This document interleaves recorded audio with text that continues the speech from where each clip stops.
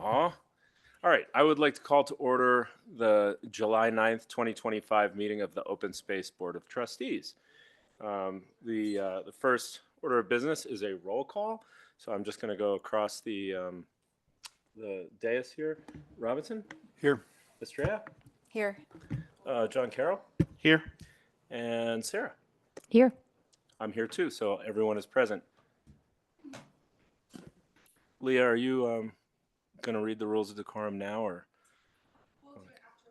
after the approval of the minutes? One of these days I'll get the order right. Thank you. Okay, for the minutes, as is our custom, let's go page by page. Does anybody have anything on page 1 of the minutes? Page 2? Yep, Michelle? The first paragraph, if you don't mind adding an L to my name. Thank you. It is okay everywhere else. And the second paragraph from the bottom of the end of the page, we reference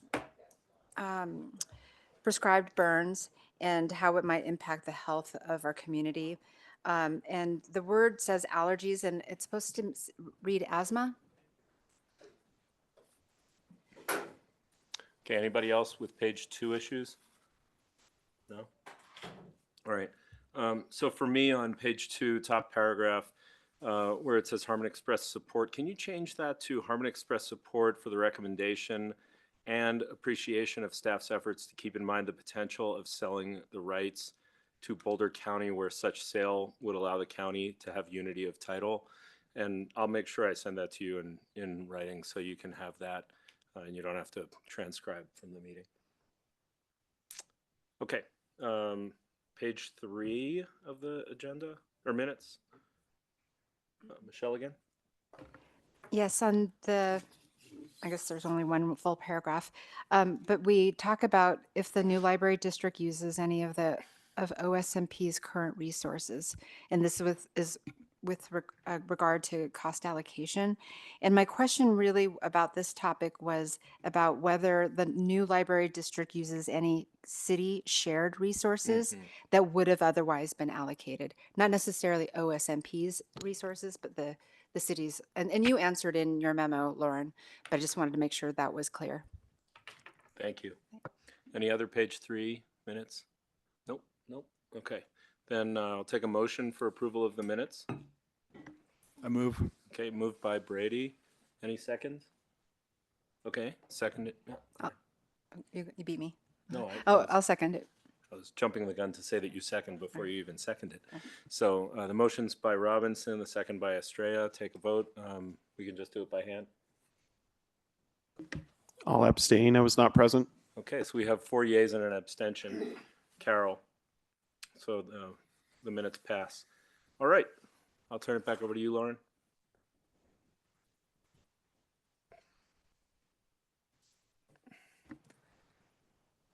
Great, thank you.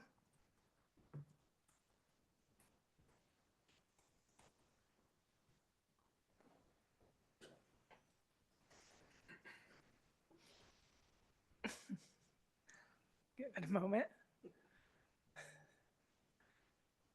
Yeah, we're just waiting for the meeting procedures to come up so Lauren can read it. Let's try this again. We'll just read it like this. The city has engaged with community members to co-create a vision for productive, meaningful, and inclusive civic conversations.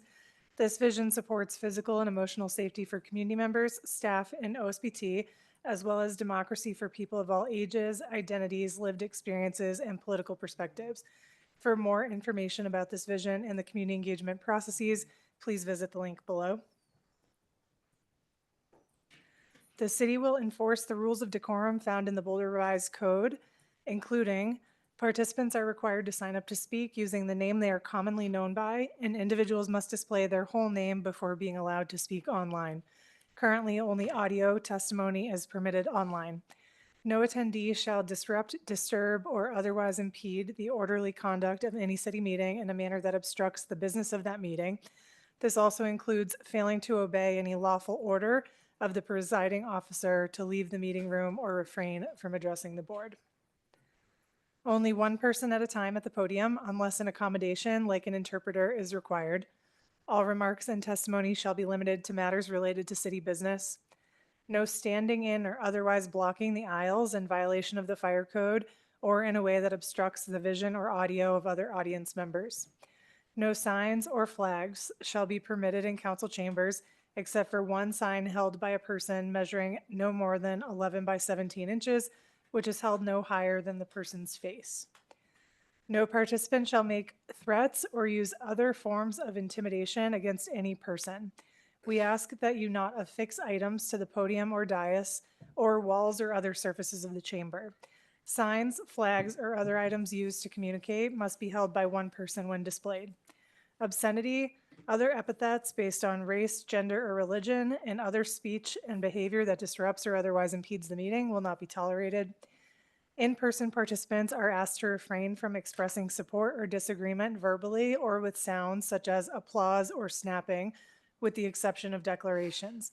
Traditionally, support is shown through American Sign Language applause or jazz hands.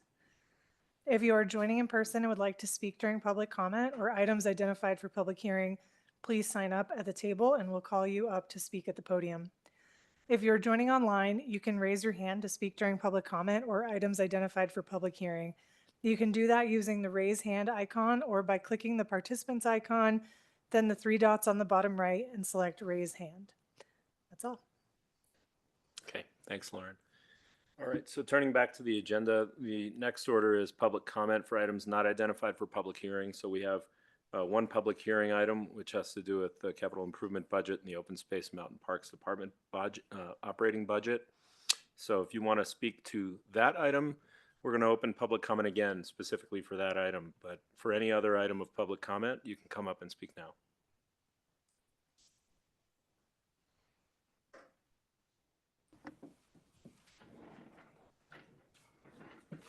Okay, we have nobody signed up in advance and we have one person signed up to speak in person. Giles Troughton. Come on up, Giles.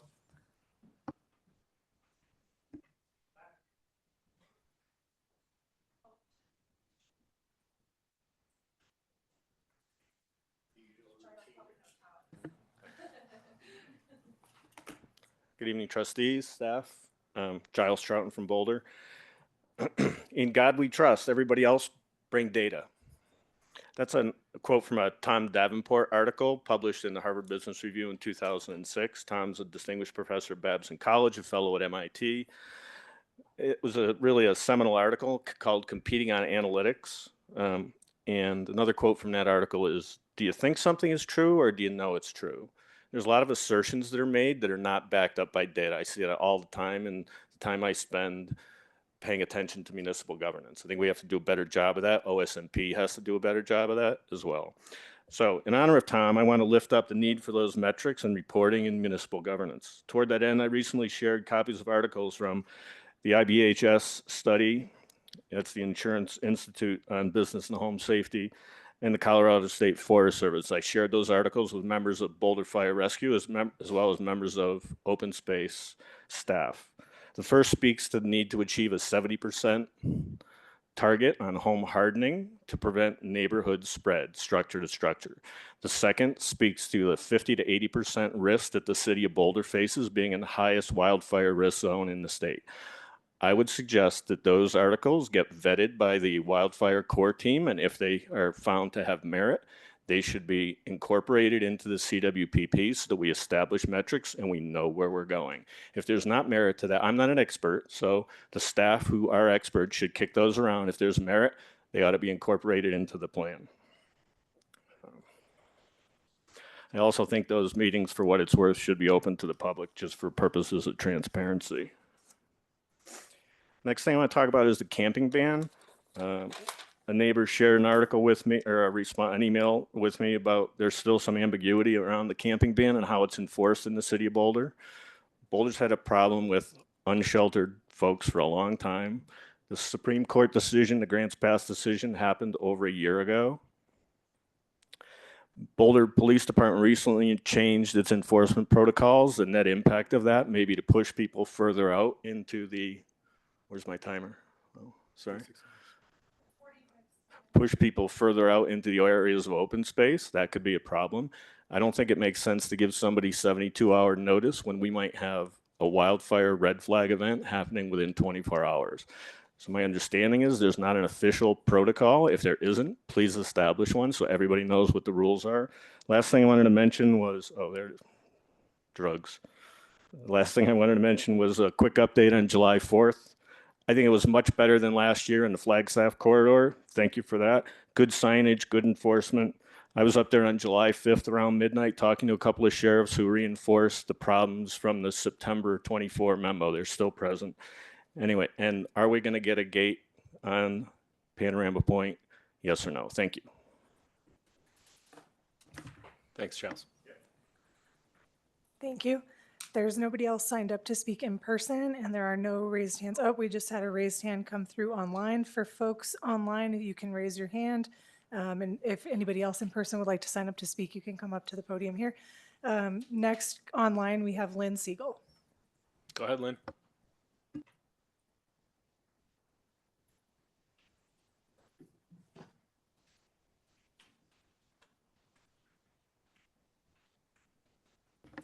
Lynn, you should be able to speak. With CU South and with regarding the open space there. And you can read this from Ben Binder and today's Boulder Reporting Lab. Has to do with the location of the detention ponds being in the north versus the south. I'm reading point 1, adding a 32-foot high hazard dam above a residential area creates a new risk with the potential for damages of far greater than the flood it is designed to mitigate. 2, locating the dam in the far north end of CU's depleted gravel pit requires $19.4 million. 2,600-foot concrete spillway flood wall that runs all the way back to South Boulder Creek along the US 36 to keep groundwater flowing down the mountain from backing up and drying up grasslands north of US 36. An expensive, complex groundwater conveyance system must be constructed to allow the groundwater to pass through the flood wall. 3, the detention pond must drain back to South Boulder Creek, which is on the other side of the US 36 and thousands of feet away. To accomplish this, $6.1 million are budgeted for a long 5-foot diameter conduit, which must be tunneled under 36 in the presence of high groundwater and large boulders. The conduit will dump the floodwaters into Veely Channel, which may not have the capacity to accommodate those flows. 4, to provide the required detention volume and reduce the land area needed for floodwater detention, Boulder residents will pay to excavate and deepen the detention pond. This is done so that CU will have more land to develop. That's where it comes to you, more land. The excavated detention will be below the level of groundwater, and an absurd, expensive, impervious barrier is needed to keep the depression from becoming filled with groundwater. Point 5, the 3-story high dam is located between Table Mesa Drive and CU South. Boulder residents will pay the cost of highway ramps required to pass over the dam to allow CU to access its property. City officials claim they studied the concept of using shallow cascading ponds at the south end of the site, which could drain directly back to South Boulder Creek before it passes under US 36, but they definitely did not. When the City Council selected CH2M Hill's concept for the South Boulder Creek project, it was estimated to cost $23 million and $2 million for engineering. To address the difficulties of the plan, costs have escalated so that a $66 million construction bond is now required. That does not include bond interest of approximately $15 million and $13 million the city has already spent on engineering, a total of $94 million. Universities, which planned to be around for centuries, wisely build on hills to avoid major floods and not in flood-prone, depleted gravel pits at the feet of major drainage basins. I attach a map showing the 100-year flood. Lynn, you got to wrap it up.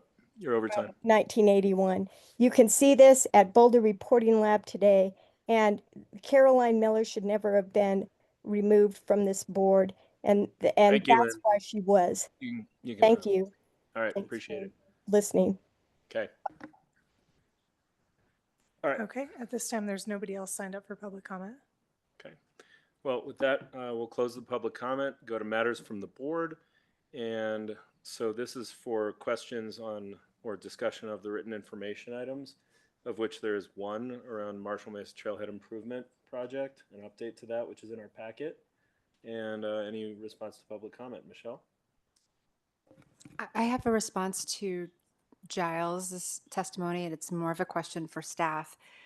Giles mentioned the patrolling that and the encampments that are maybe pushing people out farther away and into open space. This is actually something that I've been wondering about because we passed this ballot measure um, by wide margins to prioritize cleaning up encampments that are close to schools and bike paths. And so I just wonder whether that has had the side effect of less patrolling near open space. And I don't know if that's something that you don't have to answer it right now if you don't have that data, but have been curious about that for a while. Yeah, we'd be happy to. We do check in with our ranger staff periodically on the ebbs and flows and the trends of what we're seeing on an open space and whether or not, if we're seeing less in open space and more in city and more in city and open space. I'm more than happy to check back in this summer to see what we might be seeing for it. I have not heard of any sort of abnormal increase on or spike on open space.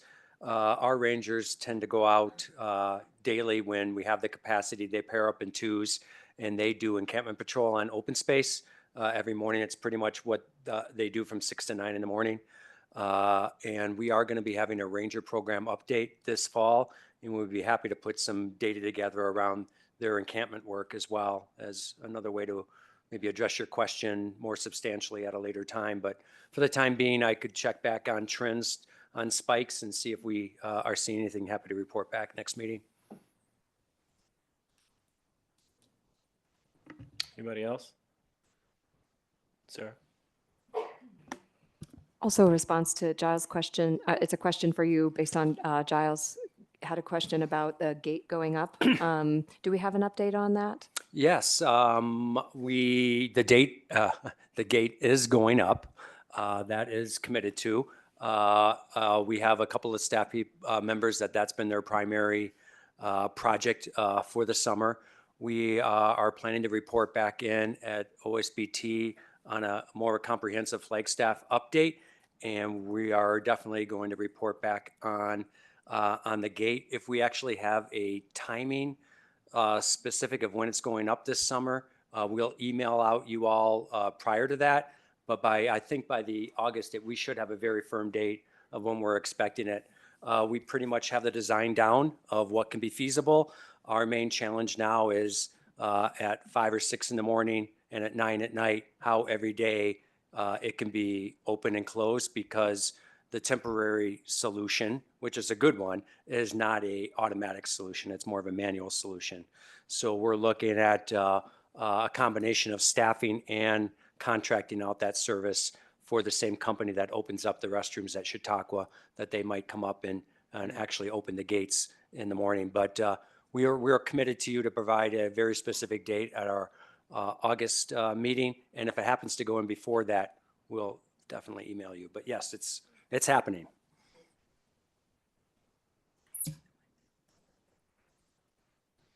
Ready? Do you have something? Okay, back to you, Michelle.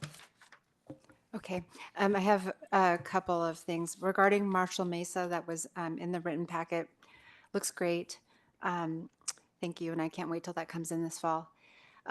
Question about, and I know this is about the Trailhead project, but I recall Harmon and I were interested in whether you could retain that slick rock feature on the trail itself. I know you haven't gotten into the trail design yet, but you're focused on the trailhead. Yeah, Jeff Haley, Deputy Director for Visitor Experience and Infrastructure. So the trail design, we're actually working on that now, and the memo didn't get into great detail about that. In fact, last month when we were going to present, we had a slide all about the trails, and then we decided to do the written information. We made it a little more brief, but in simple terms, yes, we're retaining that rock feature. basically that whole trail connecting from the trailhead leading out into the open space will be rebuilt and reconstructed. And then we'll have a series of kind of little what we call features along there that you'll be able to go over the slick rock area, and then a couple trail side features to basically allow riders to experience, the different type of features and experiences they'll have on the whole open space. So the overall goal for the new trail is to be somewhat of an etiquette and skills approach. So in other words, we'll have some interpretive signs that teach riders and visitors about what to expect on while riding, how to yield to equestrians, hikers, and that sort of thing. So yeah, there will be a couple different features along there that'll, especially the existing slick rock. Well, thank you so much. Yeah, thanks for asking about that. I was curious about that too. Yeah. And I think about it almost like a natural skills park. And even if the trail were to go around it, to invite people on it to play on their bikes and get some skills by working on it, would be cool. Yeah, so that's the intention. I mean, the trail itself will be, available for everyone. In other words, there'll be one main alignment that, hikers, pedestrians, equestrians, bikers, they can all use. But then if you want to ride on the rock, you can kind of go over in that area as well. That's great. But that'll all be constructed concurrently while the trailhead's being built, and then that'll be available later this fall as well. So, awesome. Great. We should have a visit or when that trailhead opens. And we'll bring our bikes. Sounds good. Do you have another for yep. Jeff before he gets back to his seat? I do have one for Jeff. So looking at the 3-month time horizon, and I see that the strategic plan priority action 7C project comes up in, I think, August. No, September. September. And I was wondering if you could remind us what we'll actually see in September. Are we going to see your analysis, or are we also going to see some preliminary recommendations? That's an excellent question and great timing, because we actually met as a project team today to discuss a lot of that about what we're doing. In fact, what we'll likely do that first touch in September will mainly be data presentation about all the background data that we've inventoried, collected, and analyzed. So we won't have any recommendations at that point. It'll be more of just here's kind of like what we explained last time we presented to the board. Basically, since that time, we've been looking through all of our visitation data, our public opinion visitor experience surveys, POVs, trailhead utilization, a whole variety of different data points, and put that in a format where you can kind of see the different areas throughout the system based on trailhead locations or access points, how visitors are arriving, what modes they're using, what's influencing the modes that they use to travel, that sort of thing. So that next touch in September will be mainly just the data overview, which is actually quite exciting and informative. Then after that, we'll come back later in the fall and talk more about project process and approach and how we move forward from there. So mainly data at the next point. Okay. We will be getting recommendations from the community and from staff in the fall. Like, I know you're going to give us a process update, but I think you had originally outlined it already. Yeah. And unfortunately, we've had some staffing shortages, especially in our planning team. And so I don't want to say the project is greatly delayed, but we're a little behind on that original schedule we described when we came to the board earlier this year. So we have been starting with that initial data approach that I just mentioned. I don't think we'll be available or quite ready this fall to start discussing with community or even going through a lot of the potential options at this point. And I'll just be a little bit more blunt. 2 of our 3 project planners left the organization. One of them, which was slated for this project, we have just brought both of them on in the last couple of weeks. And so we do now have a planner that's been assigned to this project. But you can imagine there's probably been at least a 2-month delay and the fact that we haven't been able to put a point person on it. So that's the blatant, honest truth. And so, yeah, we are a couple of months behind. Okay. You know where I'm going with all this. My term ends in March, and I really wanted to see this through. And I don't know if there is going to be a way to kind of catch up from this delay. I understand staffing shortages Yeah, I happen. don't know if we're able to comment about catching up on how fast it will go from now that we have a planner assigned to what it might look like at the end of March. But I would fully expect that whether or not you all are giving thumbs up or not by March, you will definitely be seeing, the suite of options that could be paired with various sites. But maybe when the planning team, so the data team is different than the planning team. So data analysis, wrapping that up, then the planners take over. And when the planners come back for their touch later in Q4, we can give you specifics of what we might be seeing through Q1 and what good stuff that you'll be able to weigh in on, and if we've made up any time. So definitely do that. Okay, thank you. Bummed to hear that, but I will be watching that closely. The other thing I wanted to mention to my fellow trustees is that we were all given an opportunity to volunteer with our junior rangers, and I signed up for August 1st, and I'm going to bring my kids. So if you're interested in doing that and you also want to bring your kids, aim for August 1st and contact the people in the email. You've just taken one of my director updates. You can still talk about it. No, I won't. Okay, any other matters from the board?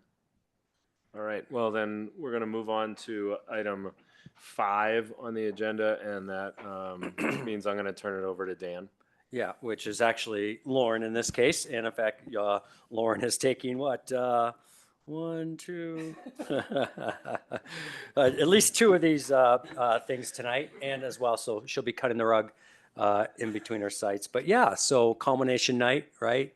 Going back to January through today, this is your opportunity to discuss and provide a recommendation to City Council and Planning Board on our city CIP and or OSMP CIP and operating.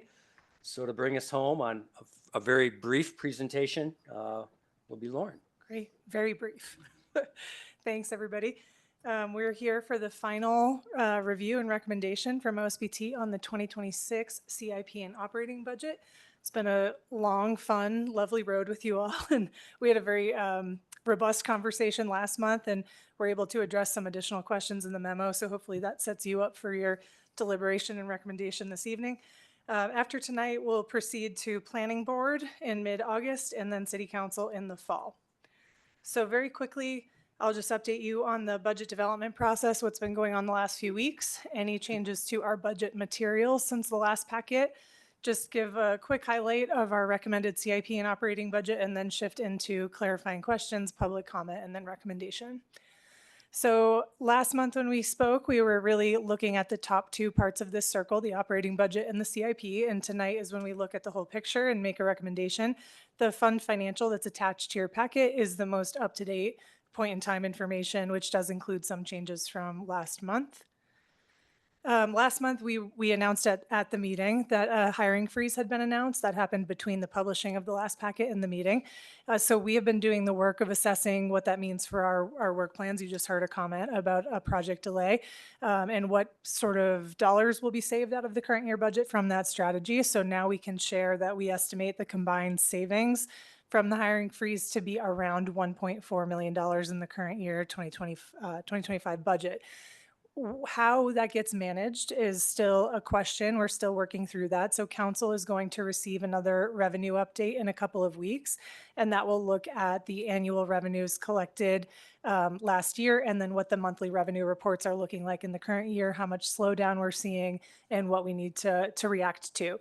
So it's possible that those dollars get swept out of the budget. It's also possible that things look okay and we're able to repurpose. So we're awaiting additional direction from after that July council conversation, and we'll respond from there. The executive budget team is just now beginning their review process. So we submitted at the end of June all of our budget materials that you've been reviewing to the city manager's office and the finance department. And they do internal review to make sure that we're looking consistent with other city departments and that all of the things that we're submitting are affordable, and that the results of the EBT review becomes the city manager's recommended budget to council. So we expect that as the EBT and as the city manager reviews everything from across the city, there could be additional shifts, there could be updated revenues. So there's quite possibly some change that will happen after tonight, and we can always update you on that. In the past, we've done emails in the fall with any changes after your recommendation. So depending on what happens, we will keep you posted. There at this time are no decisions on 2026 climate funds. So we did submit requests for climate funds from OSMP. We're part of the citywide review team on those things. And so we're awaiting those decisions and we'll respond after we know more. And the budget materials continue to reflect fiscal constraints. So there's nothing significant. We haven't cut expenses from what you've seen last month or in previous packets, but we are still anticipating a fiscally constrained conservative budget year for next year. And we feel like the materials that we've provided to you reflect that reality and are reasonable given our financial picture for next year. Since the June meeting, we did make a couple of changes. I mentioned they weren't on the expense side in terms of our operating budget, but we are changing some of the assumptions that you're seeing in parts of the fund financial. So the first one to call out is you'll have an update from me later tonight on the residential use facility assessment. Based on that project, we did decide to program two $1 million revenue amounts under the disposal line of the fund financial. So we've adjusted anticipated revenue in a couple of the years. We also have recently received bequests from estates and wills specific to land acquisition. And so we have adjusted our out-year acquisition reserve on the fund financial to account for some of the bequests that we've been notified of, which is very generous. We're very grateful for that gift. So the way that works from a revenue recognition perspective, it doesn't change anything in the out years because we'll receive funds in the current year. But because acquisitions take several years to complete, you don't see that reflected in the reserve until an anticipated spending year in a couple of years. So that's how that shows up on that document. With any action like this, the one-time disposal revenue, the bequest revenue, our goal is always that one-time revenue support one-time uses. We don't want to be using one-time dollars to solve an ongoing financial issue. And so we have adjusted CIP from last month to show a more gradual decrease. So the philosophy and the theory that we talked about last month still applies, where we're making gradual multi-year reductions to get to a more ongoing CIP that's somewhere in the ballpark of 5 million. But we were able to soften that based on some of those one-time revenues, which could support real estate projects, one-time capital projects, other things that become top priority for a one-time need for the organization. And none of that has changed what I told you last month, which is that for the years of 2029 to 2031, annual expenses return to being within annual revenues. So we're still in that master plan period where for this next couple of years, including 2026, our expenses outpace annual revenues, and we're able to afford that because we saved those dollars in fund balance specifically for these uses. To just summarize, we had, again, a very robust conversation last month, predominantly around cost allocation, but also some other questions that board members had about the packet. Since then, several OSBT members have raised additional interest, sent questions over email, met with our budget officer, specifically around cost allocation and out-year projections for cost allocation. So hopefully the packet that you have for tonight addresses the questions that you raised last month. There is no change to the 2026 cost allocation amount. One of the questions from the board was whether we could approach finance and ask to negotiate or look at the target for 2026. We did learn, as presented in the packet, that now that the model has been in-housed, there's an intention to update it annually. However, there is a lag, and so whatever we approve for the 2026 budget will impact a change for the 2027 and out year cost allocation amount. So nothing has changed for 2026, but I do just want to state that explicitly since that was a question from the board. So again, some of the board members, or at least a board member, met with the central finance, the budget team, or Charlotte, And now at this point, I think from our perspective, hopefully you've gotten all the information from us that you need. Last month, you did raise potentially crafting some motion language or making some amendments to motion, so we can provide time for that when we get to recommendation. But that is my summary on the cost allocation discussion. This reflects no change in our operating budget since last month, so the total operating request for next year is $36,179,915. The allocation has not shifted since last month, and again, our priority, as always, is to maximize dollars to projects and programs and land management actions on the ground. So you see community connections, resource stewardship, visitor experience being, the places where we're investing most of our operating budget. When you combine that with our cost allocation, cost allocation is part of operating. When you combine it with our CIP, you're looking at a total budget request of $42,189,114, and that is allocated according to this graphic here. So with that, I promised brief. That's all I want to say for tonight, and so now we'll turn it over for clarifying questions before having our public hearing. All right, thanks, Lauren, and thanks for that brief but comprehensive summary of the packet materials and where we're at since then. So let's just keep it to clarifying questions for staff, and then we'll open it up for public comment, and then after that we can deliberate about the budget. So does anybody have any clarifying questions? Yeah, Sarah. In the information that you gave us, I believe it is page, it says agenda item 5, page 4. It's the breakdown of wildfire resilience budget. Thank you for this breakdown. It's hugely helpful. When you mentioned that the climate fund is not yet determined, does that include the items that are the $310,800 listed here in terms of our allocations? Is that still sort of in flux or? No, thank you for clarifying. I'm glad you brought that up. So what's reflected in the chart, $310,000 is in the current year. So those dollars have been allocated. We treat a lot of those dollars and for some of these projects similarly to capital, where we intend to spend them in the current year, but they may be multi-year projects. And so we have the ability to carry over any unspent monies in the current year to support continued action next year. But the funding was appropriated in the current year. So that is money that we've already received. And then what we have requested is additional funding in 2026 for either scaling up some of these projects or some new projects on the horizon.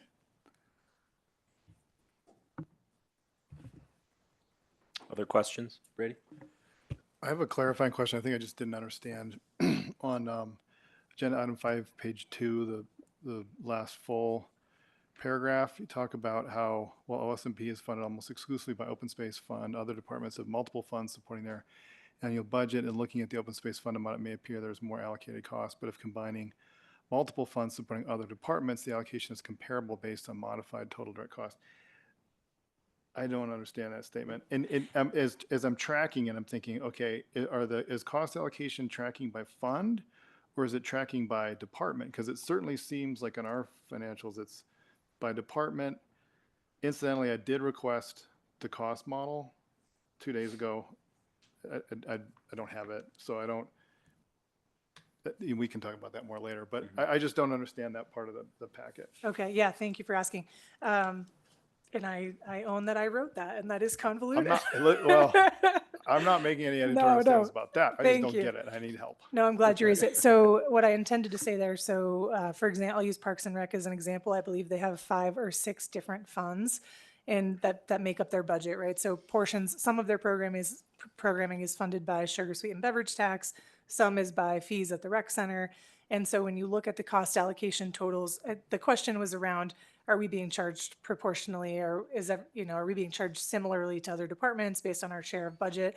And if you were to just look at how that is allocated by fund, it doesn't look that way, right? It looks like the Open Space Fund is paying $3.6 million, but sugar, sweet, and beverage is only, I don't know, I would be making up a number much smaller. But if you have the combination, so transportation is funded by 3 distinct funds, utilities is funded by wastewater, stormwater, floodwater. If you were to total those, you would get the cost allocation paid by the department at the department level, and those would be comparable to what you're seeing for open space and mountain parks. It's just that our budget is almost exclusively in one fund. So it looks like a much Right. higher amount.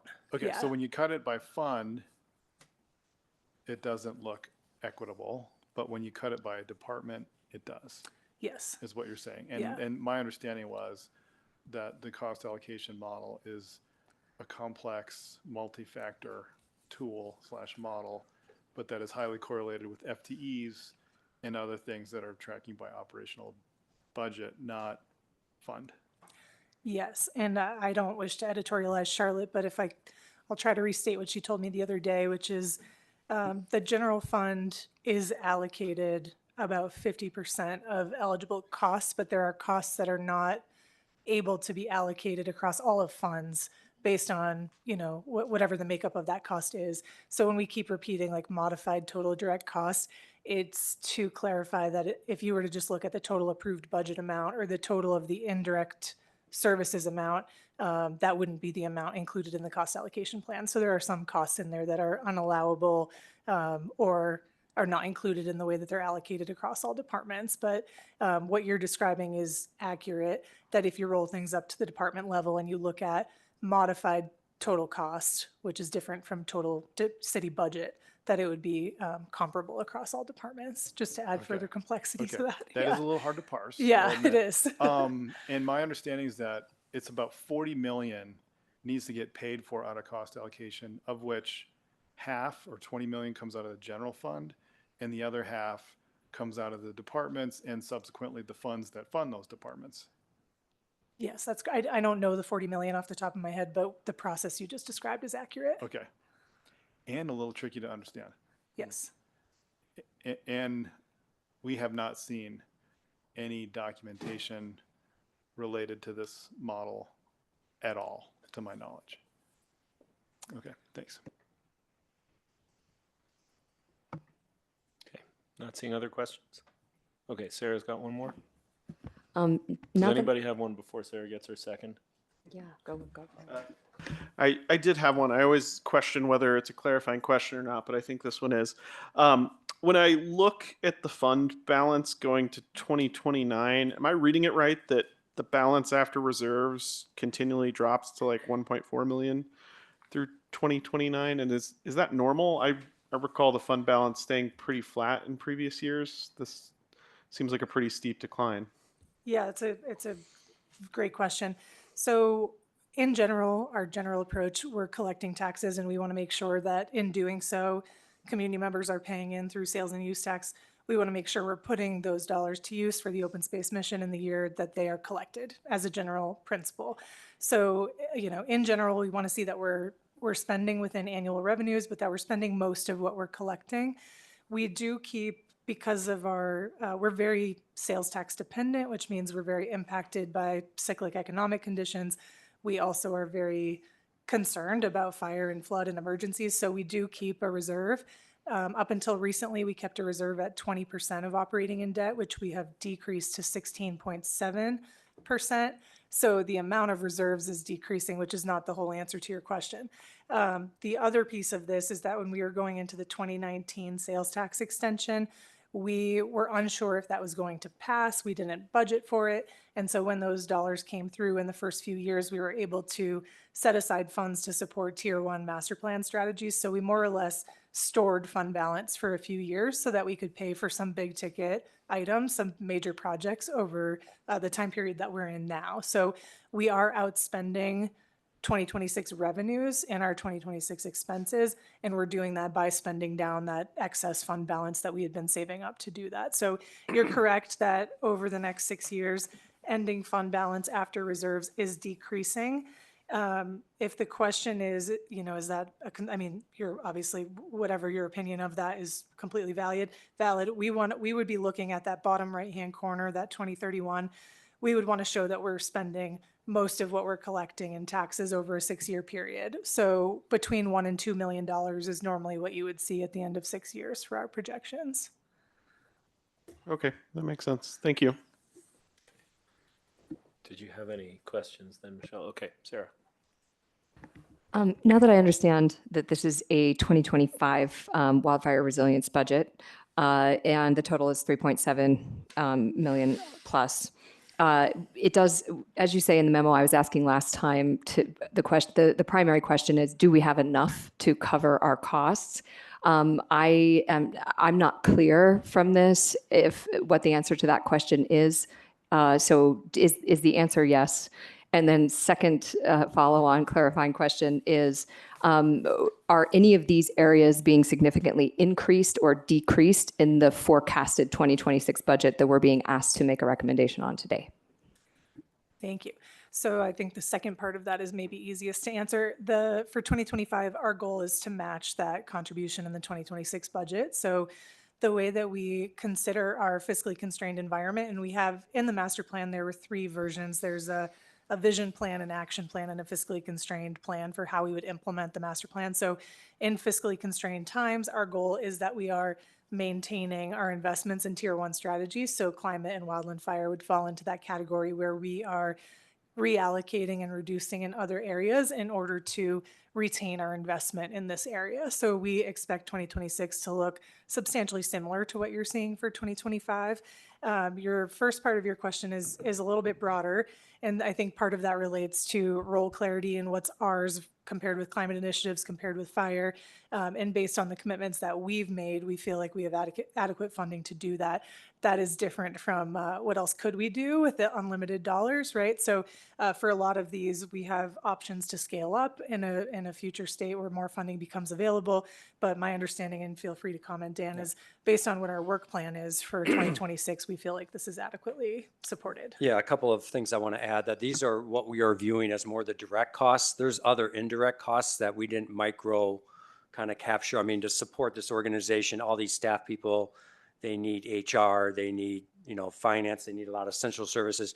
We didn't try to calculate every dollar that goes into this. These are more of like, here are the direct costs. I would say 2 things in addition. One is, over the last 3 years, we have actually added a lot of capacity to this program, a lot of staffing. Our forestry crew went from 8 to 13 recently. We added Paul's position, George's position through help with the climate fund, a water resource position to focus on ditch fuels, and did a lot of other transitioning. The climate fund is now transitioned to support a lot of wildfire resilience.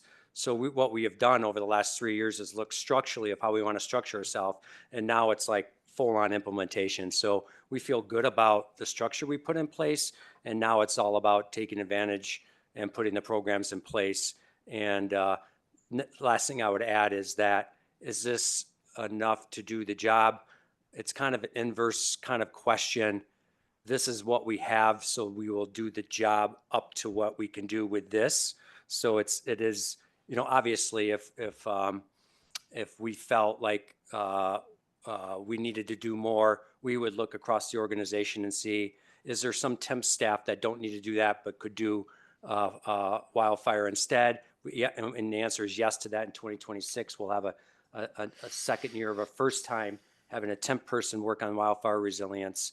So we could see some small increases in this through either temporary staffing. And the other thing I think is we're envisioning in the climate fund, which we receive, not the city's climate fund, but the open space climate action fund, that 150,000, we're viewing that we're going to put most of that towards wildfire resiliency in 2026.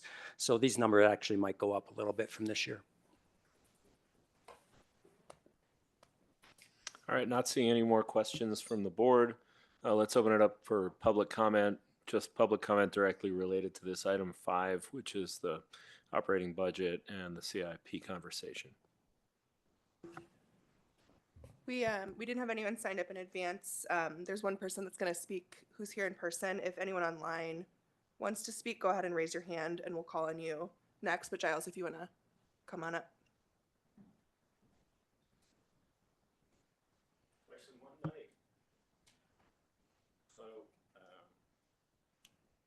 Is it 3 minutes again? Because I know at city council it goes to 5, I think, on the hearings. Okay, great. No. Hopefully it won't take that long. I haven't prepared anything for this, so Okay, you for guys. the record, your name again. Yeah, Sorry. Giles Thanks. Troughton from Boulder. You guys have figured out by now that lack of knowledge doesn't preclude me from having an opinion on things.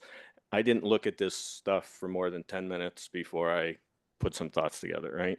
So just a couple of observations. it seems like the vast majority of OSMP's budget is driven by sales tax revenues, right? And it feels like the city of Boulder's budget is being reduced by reductions, like flattening of sale tax revenues, but also by reductions in potential federal funding. So the city as an aggregate may be taking more of a hit than this department, because last projection I saw that while the revenues, sales tax revenues are flattening, they're still coming in at 1.6% over last year. Again, subject to update by the additional information that the finance committee guys will be sharing with you. So I'm not a fan of earmarks. OSMP aside, I'm not a fan of earmarks generally because I think they tie the hands of governance. But once they're approved by the voters, I think they need to be honored. So my general comment here is I think it's important to make sure that OSMP doesn't get caught in the same bathwater as the overall city council, as the overall city government budget bucket when your revenue source is significantly different, I think. Another observation, it looked like about a third of the budget is coming from overhead, admin, central services, and transfers. I don't know if that's a good percentage or not. I think that'd be a good question for somebody to answer. I'd also think it would be important to know, and there was some conversation about this, whether or not the allocation mechanism for the city transfer chargebacks, are you guys overusing those services or underusing those services? If you're overusing them, let's stop the conversation now. If you're underusing them, maybe there needs to be less obfuscation and more clarity and transparency in that formula that's being used to generate allocations to the various departments. I did see a $50,000 number, I think, in the CIP budget for 2026 related to the Flagstaff corridor. If somebody can just help me understand what that's about, that would be great, to just understand where that money is going. And the county wildfire tax, I talk about wildfire all the time.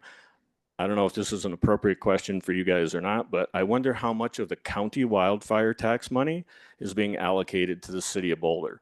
If somebody could tee that up, or even push it to the right person to tee that up, how that impacts the funds that are being made available to the city to be allocated toward wildfire related matters. The last thing I'd say was, in terms of vegetation and fuel management, I posed this question to Paul Dennison last week about, because I was up at Panorama Point and I saw the grass growing 3 and 4 feet tall. Do you guys have enough budget to deal with the fuels? And what portion of our acreage is currently past appropriate treatment? Thank you. Thanks, Charles. Thanks, Giles. And then we have one person signed up online, Lynn Siegel, and you should be able to unmute now. Yeah, Lynn Siegel. Yeah, sales tax revenue is a problem. And, you know, we're killing 100 people a day in Gaza. This is a problem. This is a problem for OSBP. It's a matter of money. And that's where our money's going, to the military. And people that are voting for this CC, whatever, the extension of the sales tax, I'm not going to vote for that. And the people that are stressed in this economy are not going out to spend, and then you have less funds. And then you're doing things like this groundwater detention project that's $94 million, and that's involved with land, and it was with CU land, and we bend over backwards everything for CU, and yet we have discussions of our budget where you say that you don't really know how much fire we need, because we're just using what we've got. Well, I can tell you it's a lot more. Look at the Marshall Fire. Look at our current, how should you say, our president, who's a criminal running the country, along with another criminal, Netanyahu. And what this does to our entire economy is phenomenal. And it's going to hit us really, really big.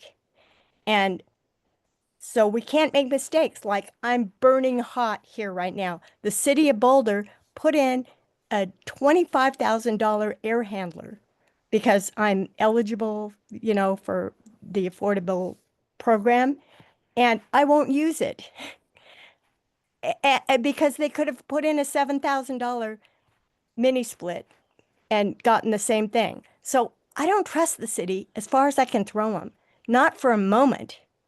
So all the details of your budget and the CIP and what you're doing are really at question here when you've got taxpayers that are funding these things, this $94 million project for CU. And I was just explained how this groundwater detention system works and what a monumental project this is for CU. And it's something we shouldn't be doing because we have our basic maintenance and operations and services to provide our community members. Done. Thank you, Lynn. All right, anybody else signed up?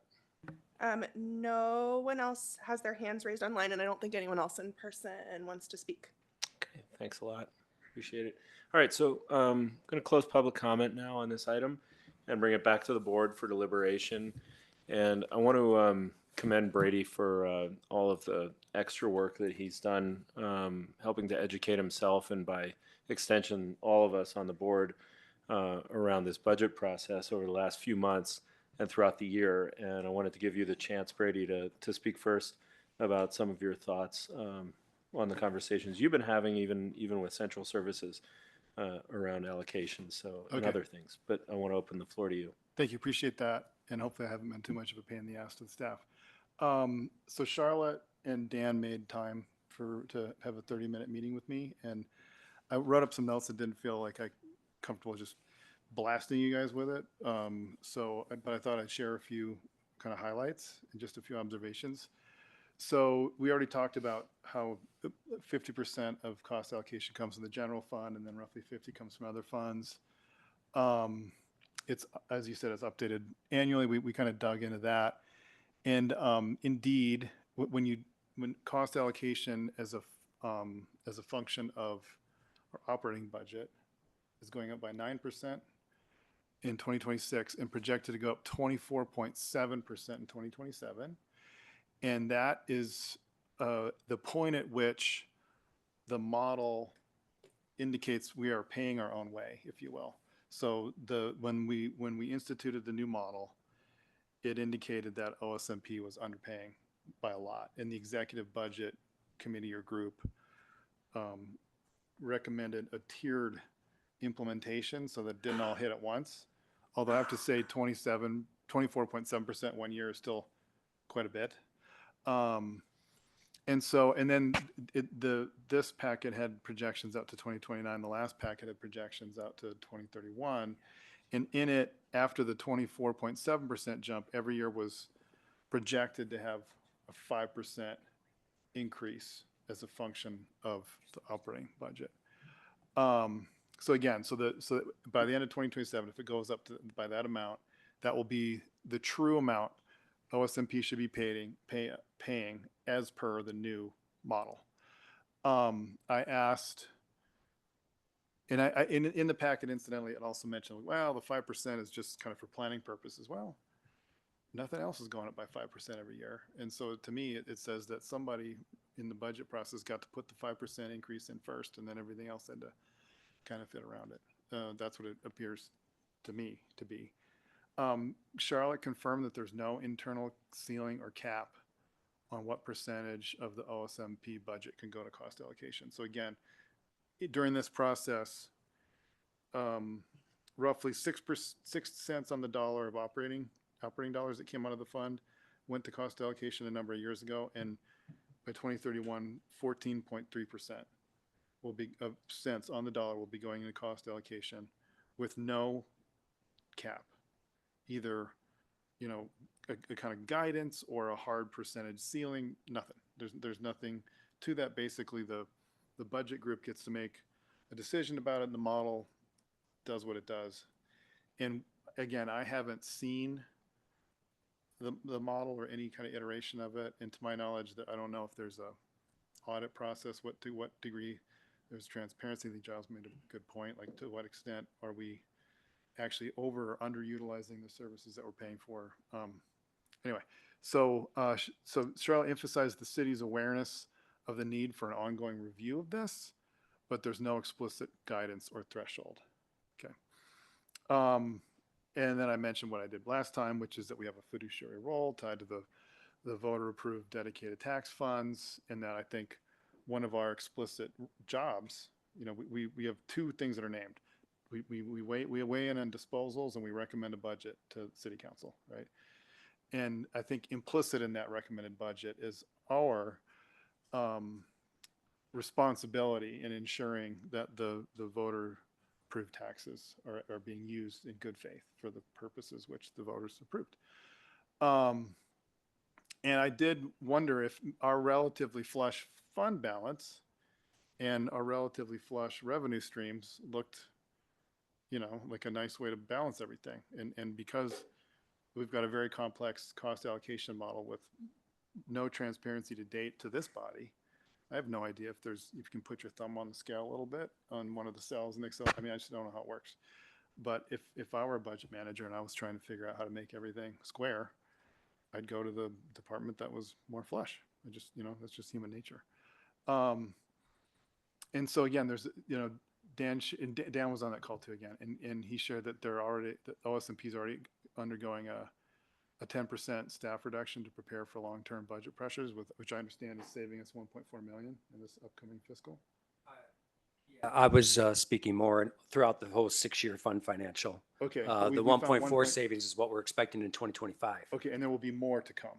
Yeah, Yes. and one is a hiring freeze.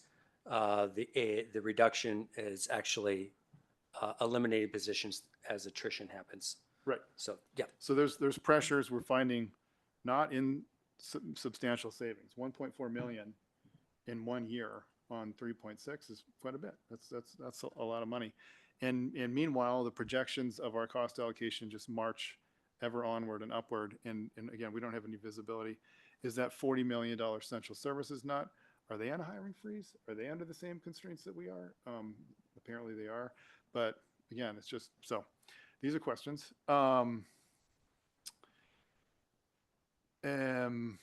Yeah, so do I have anything to this may not be as satisfying to you, Harmon. It's like, what's the point? But I'm not comfortable still with the lack of transparency to date. And again, Charlotte only had 2 days to turn around and give me maybe some model that may or may not exist in an Excel spreadsheet. It may be embedded in some proprietary financial software that doesn't lend itself to transparency or sharing outside of the platform. I have no idea what constraints she's operating under. I'm sure she's busy, and tending to emails from me is not on the top of her priority list. But in any case, I don't know. I don't have any understanding. And I don't understand why there's the long-term projections are marching ever upward. And I don't think this, nobody's mentioned like what exactly, at what point is 14.3% too much? At what point does Tabor or, just kind of ethical and maybe even legal considerations indicate that we're in a little bit of a danger zone when overspending these dedicated funds? I don't know what that number is. But there is no guidance on the city for what that might look like. So all of this lack of transparency, and it makes me uncomfortable. And so I don't know if this body could push for a cap or a safeguard, either a percentage or a hard number, a hard deck, or a guideline. Again, we're advisory. That nobody has to do what we say in regards to this stuff. So we're not in danger of handcuffing anyone. We can come up with ideas, and it's not going to break anything. But I'm concerned about that. I mean, we had the one person who showed up and spoke to us tonight and looked at the budget for 10 minutes, picked it up pretty quick. And so I think we should have more transparency on this. on the model and also what the overall goal is. It's come piecemeal. And again, I appreciate that Charlotte spent 30 minutes to meet with me. I do, but it still isn't at a point where I would consider we have our head wrapped around this, really. I don't know if there's a possibility for a third-party review of cost allocation, or if there, what, you know, if there's any audit. I mean, God, we don't need more process and stuff like that. But I don't want to make more bureaucratic layers. On the other hand, I don't understand what's going on. And so that's about it. That's a summary. I don't, you know, I can put a finer point on any of those things, but that is a basically just kind of high overview of that meeting and some reflections. Okay, thank you, Brady.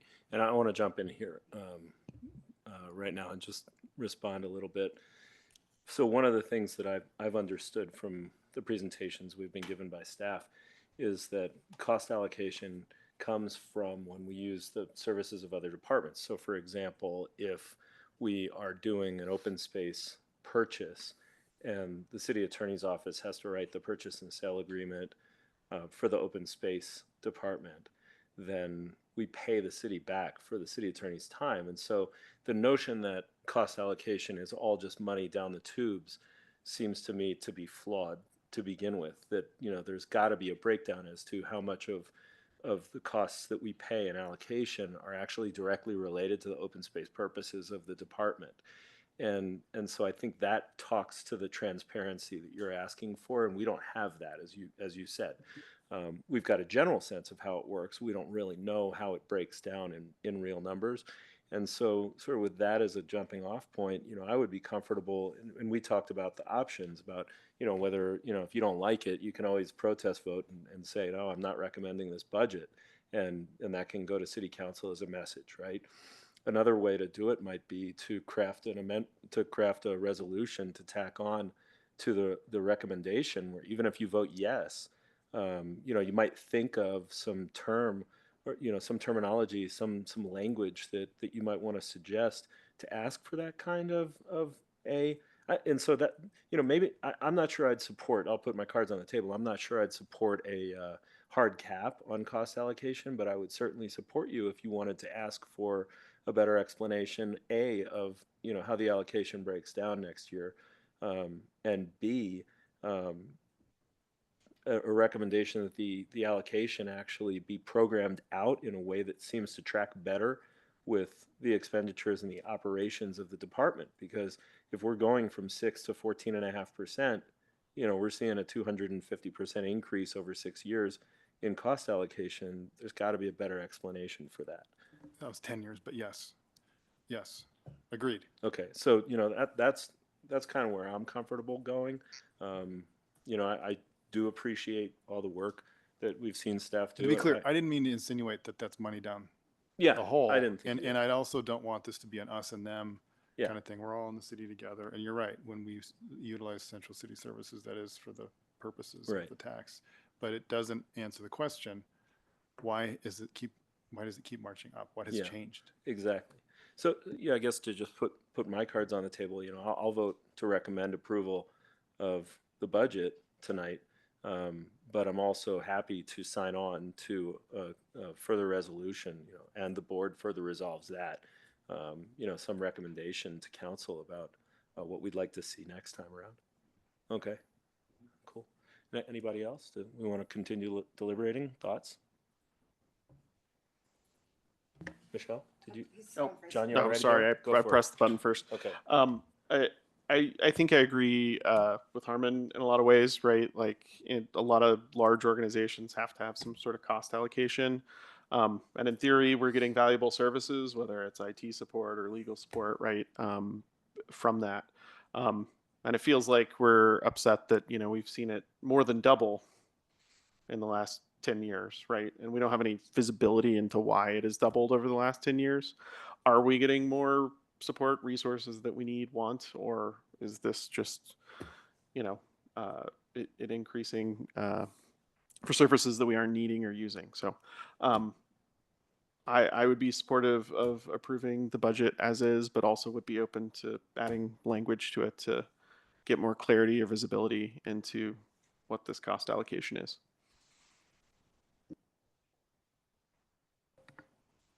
Thanks. Like Brady, actually, after the last meeting, Brady shared with me his spreadsheet. And so I went on to the city's website, and they actually have a lot of really good information about every department's budget and how it's categorized and how many FTEs they have. Because as a finance person myself, and as somebody who is considered overhead, nobody wants to pay for the finance people, but they do certainly use the services, um, like the attorneys and all of that. So I went on to the website, and I compared the other departments, because I've been on PRAB board before, and I know they have a lot of restricted funds as well. And I went to utilities. So I just kind of benchmarked us, at least in terms of the 2024 and the 2025 budgets, benchmark benchmarked OSMP. And because to me, it's like, okay, we we we're we are kind of a demanding department. I'll say that we're also a demanding board, historically, and a demanding community. So I know that we use the central services quite a bit, and so to me, I really wanted to answer the question: Is somebody trying to raid our fund here? Like, is there some obvious signs that they're trying to raid our fund?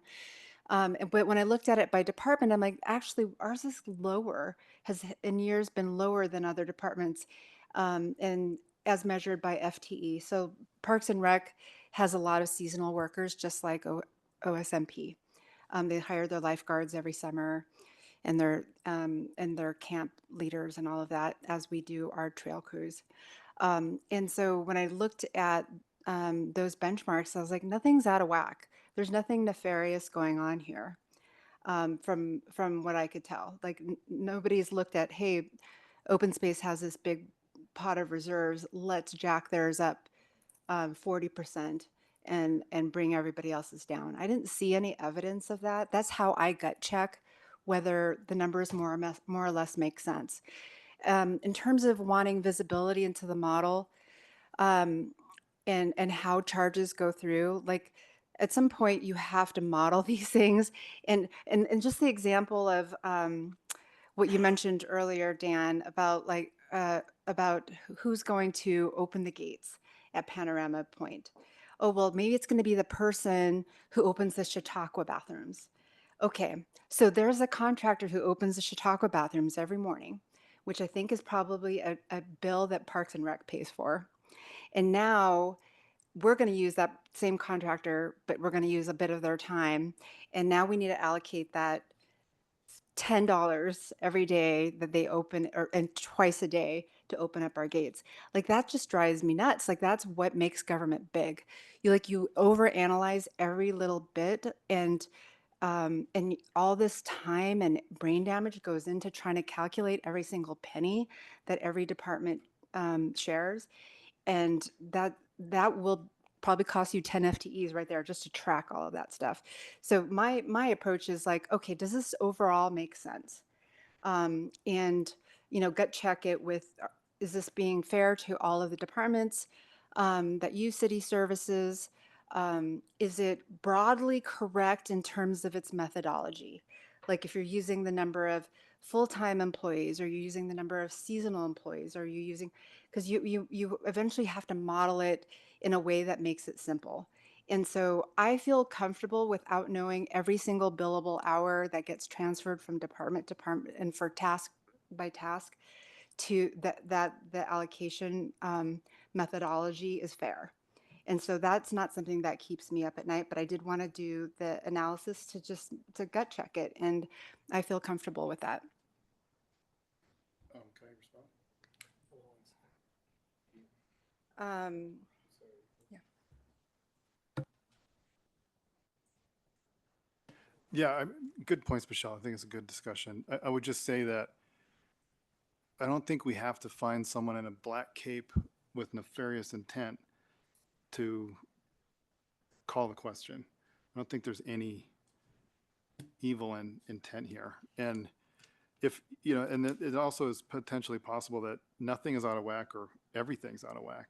I mean, what if the essential services are just too expensive and everybody's paying too much? I don't know. I don't need to look at every single transaction. And I agree. I mean, this is one of those cases where precision in terms of like trying to figure out, okay, what percentage of that person's salary or hourly rate is going to go to open or close that gate. Like precision can lead to massive waste and over analysis. I also agree with that. And so I don't need a full audit of of how this all works. But the fact that it's marching up and up and up and up, I have not heard a good answer for that. And whether or not it's marching up and up for us only or all departments, I don't know. It's not, I think I think it was a good gut check that you did. I'm not saying what you did wasn't valuable and helpful. I just also don't think it completely resolves the question of why does it keep getting more expensive to use central city services. I don't know if our Microsoft Office licenses have gone up a lot, if the attorneys are more expensive now. Like, has the business environment of running a municipality gotten that much more expensive? Is there waste in this community? Are there cuts that need to be made centrally? Anyway, I just want to respond in that regard, and I think my concerns stand. Yes. So. Lauren, the out years of cost allocation, is that purely an estimate? Or because we're talking a lot about future increases, and so I just want to know what's substantiating the numbers that are in the out years, because we're asked to approve this year, by the way, not the out year. But I just want to know what's behind the out years. Yeah, what I heard from Charlotte last week was that there's just a 5% assumption per year, and that's unrelated to what overall city budget growth or reductions may look like. So that based on whatever happens in 2026 budget approvals, they would adjust from there, but it's a standard 5% estimate at this point. So, I want to just say, as to what Brady and Michelle are talking about, to quote Wild Pink, a great band, why can't both be true? The thing that Brady, I'm hearing you talk about, which I really do sympathize with, is the out years and why are they being projected to have such an increase? And if open space is being looked at as being flush, what's going on there? And I think that, like I said, I'd be fine with a resolution on top of our motion to recommend approval of the budget, which says, let's take a look at that, because I don't see it as being 5%. One of these years goes from 4.5 to 5 million. Well, that's like 11% year over year. So that doesn't track with the 5% that Charlotte told Lauren. And I think pointing that out and saying, our revenues are staying the same and our expenses are staying the same, and our cost allocation is going up faster than you said it's supposed to go up citywide. And so what's up with that? And then what Michelle's talking about is comparing our cost allocation this year and last year with other departments, and saying, that's really not out of whack, and I'm fine with that. So I don't think that we're looking for a massive inquest, but I think pointing it out, that it seems like our cost allocation is going up faster than is being justified is a worthwhile recommendation to add, or resolution to add. My thoughts are a bit more 40,000 feet. If I just add up the numbers and run a percentage, it looks like somewhere approaching 25% of our overall budget is going either to central services or to this allocation to the city.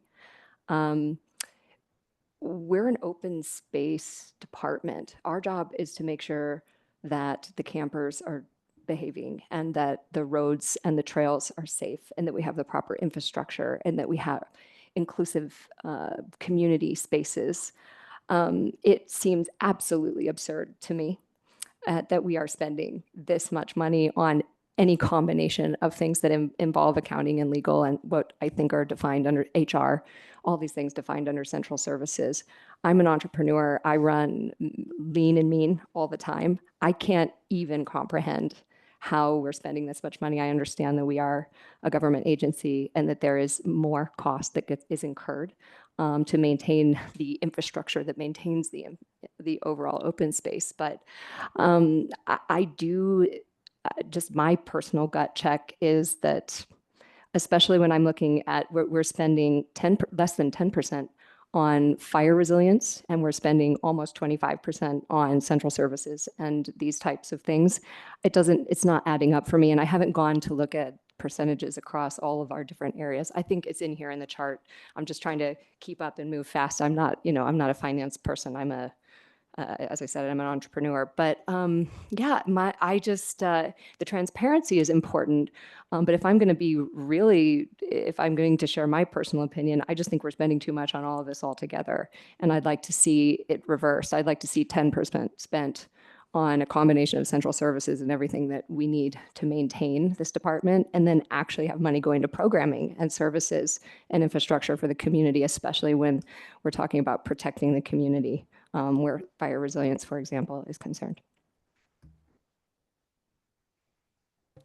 Sarah, I just want to understand where you're getting 25%, because I'm calculating that 2025 adopted was 9.6, and it never exceeds 14.3 in 2031. So yeah. Is it about 4 million that we're paying in to the central fund, and then about 4 million that we're paying for our own central services? Well, Total 8 million. That's what I just did a Yeah, really just to bottom clarify, our line. central services service area is made up of 4 central work groups. One is, for instance, real estate. So they do our acquisitions.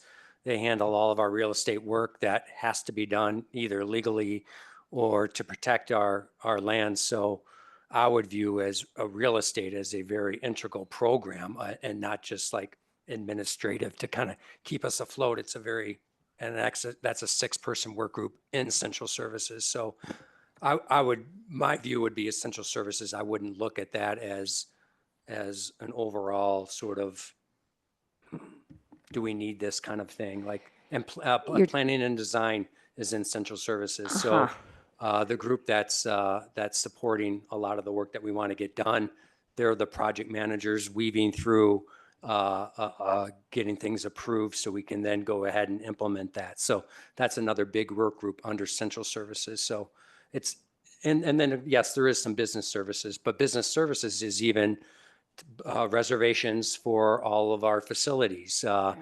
Anybody who wants a permit has to go through our business services. That's another big work group in our central services. So what we've tried to do is take out what we view as more program stuff and what is purely administration. And we have a specific line of administration of about $2.9 million for that. So, Okay, great. Where is that? That's up here. yeah, that's in on the- page 8. Or is it Okay, 6? I see. Page 6. So we're looking at more like 6, if we combine the city and this, we're looking at more like 6 million total. Yeah. Okay, so I'll punch my calculator. So Yeah, that's going to get us under Yeah, yeah. 20%. That's going to get us under 20%. Okay. I still, this is my personal opinion. I am not asking the board to act on this, but if you want to know where I sit on the spectrum of all of this, I just think we have a whole lot of money. I still think we're spending too much in this area. I'm not going to oppose anybody's recommendations or vote in a certain way because of that. I'm just stating how I personally feel. I'm going to be here for several more years, so I'll continue to dig in and understand and then make recommendations once I feel like I've had more time to do that.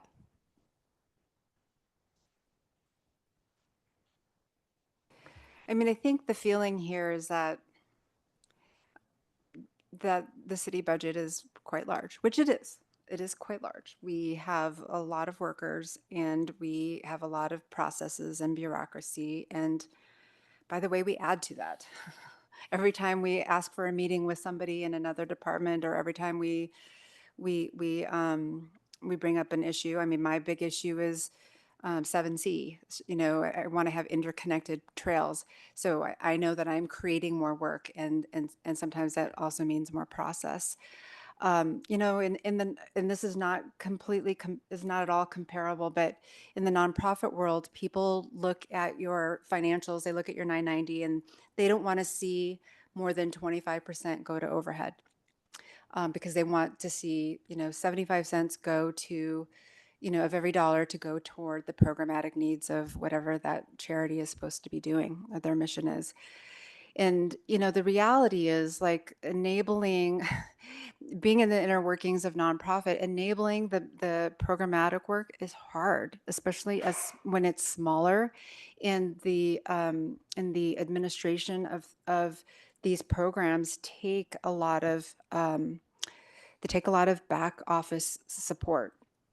And then I'll say, as somebody who actually calculates those numbers in the nonprofit, is it's a numbers game. And I think that in terms of the way the city does it, it's very complex. But I don't think that there's as much room as it were for me when I prepare the financials to move some money over to this bucket or to that bucket. Like I can't really um, move my salary to any sort of programmatic work. But there are some gray areas, and I definitely manage to that 25%. There's also a new philosophy in nonprofit world is, don't get hung up on how a nonprofit spends their money. Trust that they're doing their work. Like, are they accomplishing their mission? Are they doing what the stakeholders are asking for? And as a donor, donate to that organization. Don't get caught up in these numbers because you're basically saying, oh, I don't want to fund overhead. Well, you're not wanting to fund the needs of the organization then. Big picture, City of Boulder Open Space Mountain Parks is an amazing department. We protect our lands. We have these awesome junior ranger programs. We have, all this wildfire resilience work going on. People are hiking these trails, and they're enjoying these lands, and this is what we do. Yes, it costs a lot of money, and partly because we demand a lot as citizens of Boulder. We have really high expectations, and the department delivers, and that's my gut check. And I'm not saying that you can't feel the way you feel about the city's budget, because I feel that too. Go ahead.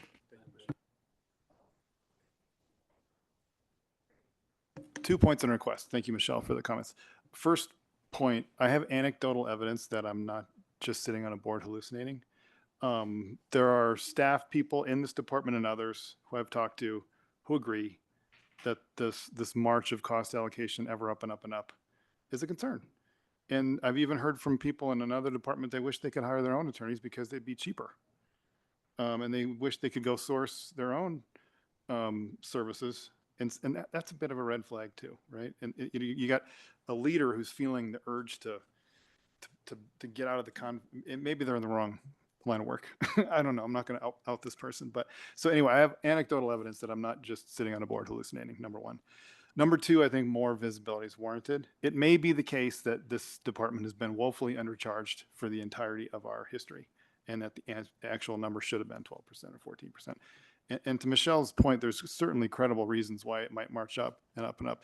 Why it goes up, significantly more than inflation when there's cuts everywhere else, that's a concern. It's in your analogy with the nonprofit role is interesting, and I totally agree with that. Like straight percentages of overhead is not a good way to measure how effective an organization is. However, if the same person's producing the financials and the overhead keeps going up and up and up over 10, 20 years consistently, it's at least reason for a question, right? And so I would like more visibility. In Harmon, here's the request. This is where my relative inexperience on these sorts of boards is going to show. I didn't show up with language ready. You just intuitively know how to draft resolutions better than I do. Would you do me the favor of trying to capture what I've been trying to articulate in a resolution for us to react to? I'm putting you on the spot. You are. So, I think we're probably, unless people have a lot more to deliberate on, I think we're probably ready to get to a motion. And we've already got two motions in the packet. And one is going to be a recommendation to the planning board and city council for the CIP budget, which we really haven't talked about, but we've seen and I think we're comfortable with. That's my take. You guys might have issues, but nobody's brought any up.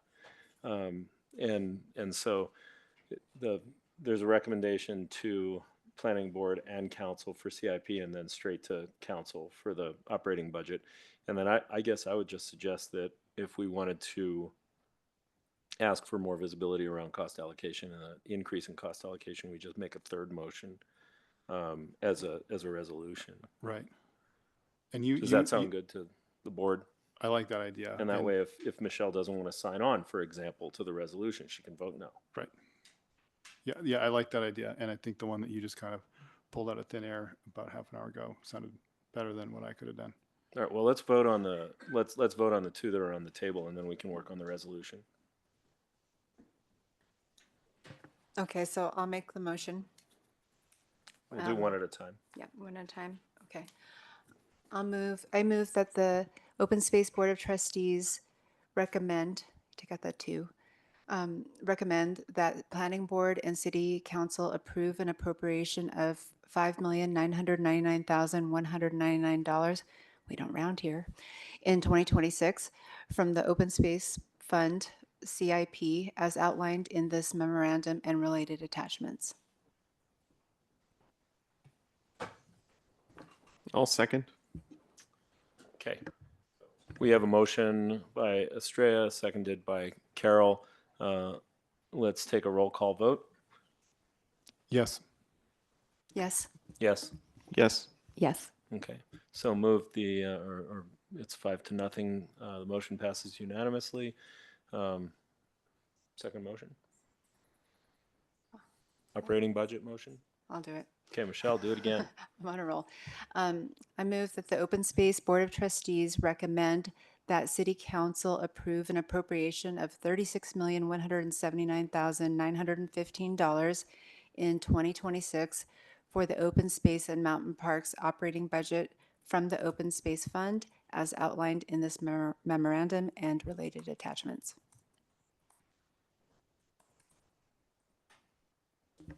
Second. Okay. Same motion or same seconder. And we'll take another roll call vote. Yes. Yes. Yes.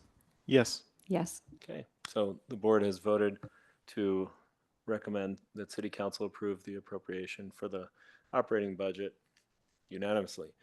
So now our recommendation. So Brady, who is it that you want to aim this at? Maybe council. I mean, we're recommending to council, Mm-hmm. and they can do whatever they want. So we're talking to council through these motions, I believe. Any other thoughts?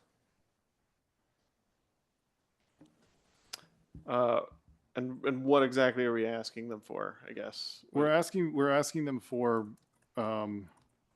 greater visibility into the ever increasing cost allocation. And maybe we're expressing our concern, and this is maybe where I'm going to lose some of you, but we're expressing our concern that these are dedicated tax dollars. And we want visibility on where this ever increasing amount of those dedicated tax dollars are going to, because we have no transparency in that right now. Or very little. I shouldn't say no. I mean, Dan talked about real estate. Of course we need their services. So I won't say no, but in my view, inadequate transparency, we'll say. Is it that we're asking for transparency? Transparency is a pretty broad word. Can you be more specific? Can you just sort of riff on that for a minute? We're looking for greater visibility into the cost allocation model. We're expressing concern that there is no explicit cap on how much can go to Central City Services, and we believe that we as OSBT and the citizens of Boulder should have some degree of visibility in context into this. Again, this is where I'm leaning on Harmon a little bit. I think that the context piece feels important for me. Like when I raised my issue, coming from my not non-for-profit, but in being beholden to investors, how much are you spending on that kind of mentality?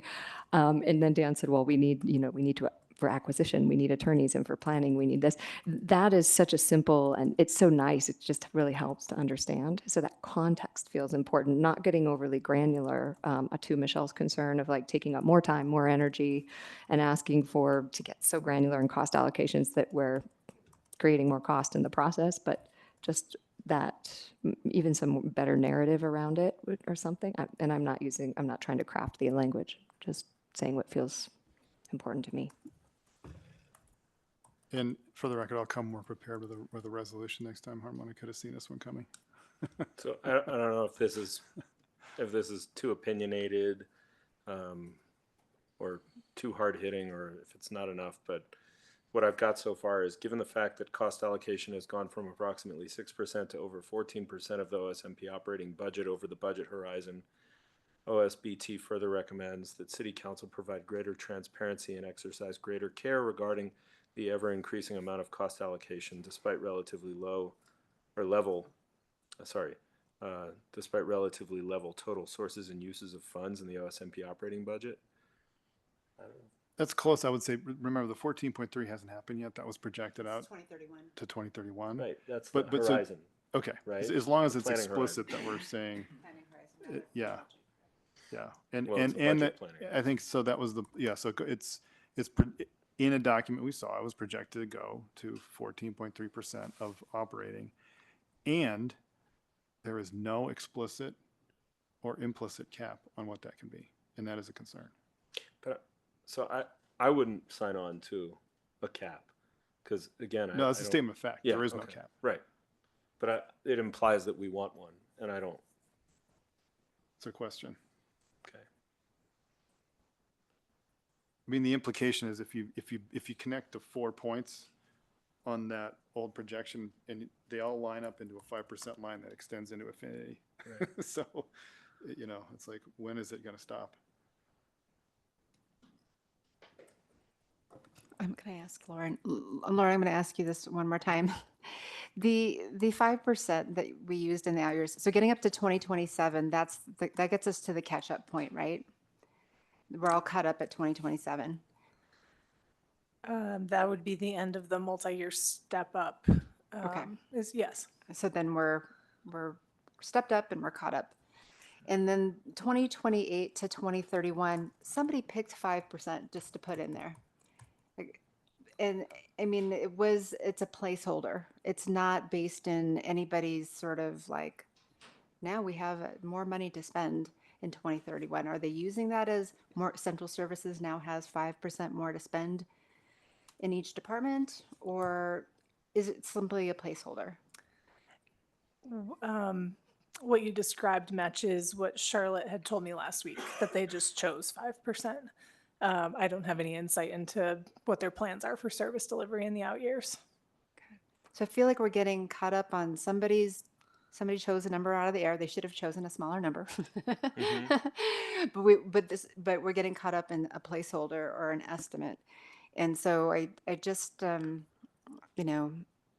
caution us to get But this is a it. consistent trend line that is true in the rears and is projected in the future significantly over inflation. So anyway, it doesn't have to be in the resolution, but the message is clear. And all of the other numbers in those projections had to accommodate that 5%. We could have said, well, let's start with a 5% increase in our salaries and staff lines, but we didn't.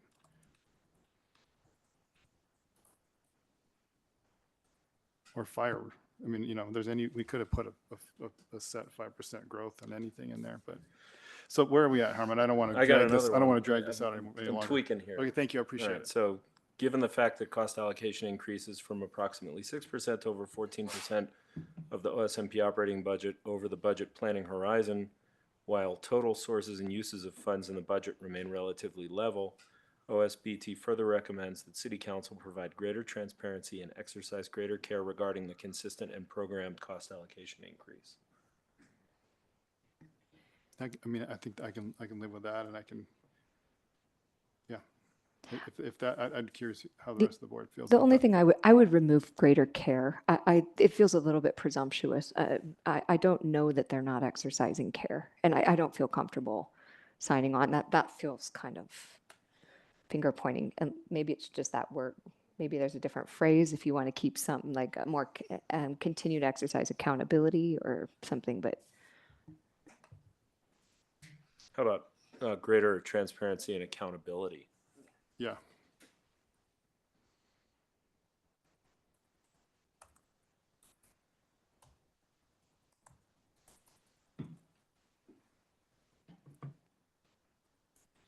Okay, so why don't I send this over and you can put it up on the screen.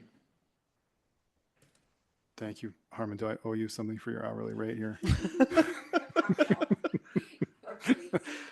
I'm payable in beer. Are you charging the city rate or someone else's rate? Okay, so I owe you too, Herman. That was a lot of typing.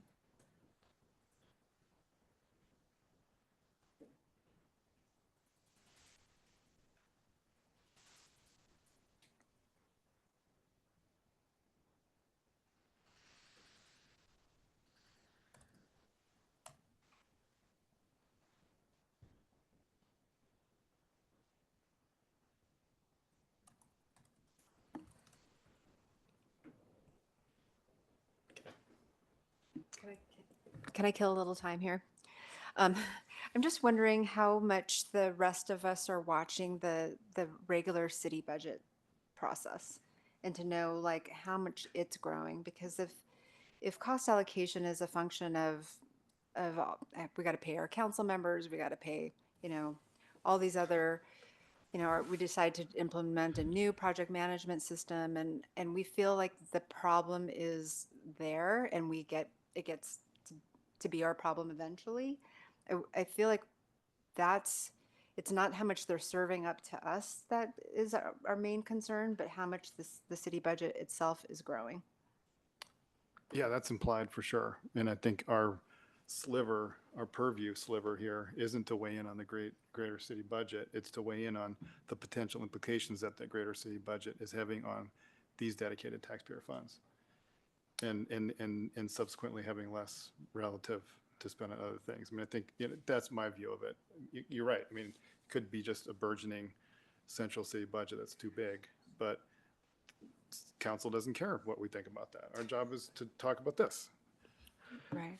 And I guess that because I'm not watching it that closely, I mean, I have, you know, feelings about it, but they're largely uneducated.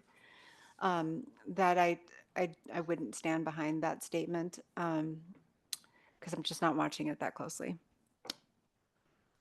Yeah, and from my perspective, right, like the open space budget accounts for like downturns in, you know, revenue, and you know, we're looking at cutting things, right? And we have this city department that's come to us and said, we're not going to do any of that. We're just going to increase it 5% year over year, right? And that's kind of my concern here, and what I would like to raise to council. And I feel like we're doing with this motion, right, is to say, hey, like if there are downturns in revenue, and you know, we're trimming the budget elsewhere, why is central services, you know, not under the same scrutiny and looking at similar cuts?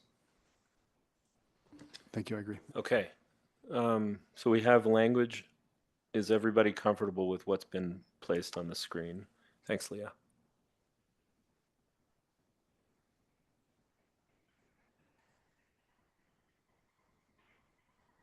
I literally couldn't have said it better myself. So, All right, well then make a motion because it's yours. You should own it. yeah, thanks. Brady moved the Open Space Board of Trustees make the following resolution, City Council, given the fact that cost allocation increases from approximately 6% to over 14% of the OSMP operating budget over the budget planning horizon, while total sources and uses of funds in the budget remain relatively level. OSBT further recommends that City Council provide greater transparency and accountability regarding the consistent and programmed cost allocation increase. I'll second. Okay, so we got a motion by Robinson, seconded by Glenn. Let's do a hand raises for this one. Okay, we got 4 people voting yes and Estrella voting no. Can I at least explain why I'm voting no? You may. I guess, I mean, I like, I mean, who doesn't love greater transparency and accountability? I think that all represents what you're looking for. I feel like it's just too hung up on the out years of, you know, the planning horizon. Like, that's an estimate. Like, it's not something that we're approving today, and it's not something that we're being asked to weigh in on today. So I think that I'd feel more comfortable not voting for this. but I appreciate the work that you've done. Well, I in our disagree. I opinion. disagree with your point. We can look in the rears and the trend line is almost exactly the same. And I would just say that I'm not trying to pile on Michelle, but when you said that when we ask staff to look into something, it just adds work. I think that as much as I respect our staff, I also respect our role, and I don't consider it to be making staff extra work. I think it's us performing our role, and I think to think that it's not valuable extra work is to probably negate all the wonderful things that you've done for 5 years on this board and all the improvements that came from your mind. And so I would hope that you would think of what you do as more than just making extra work. Brady? One more comment, I don't mean this to be patronizing at all.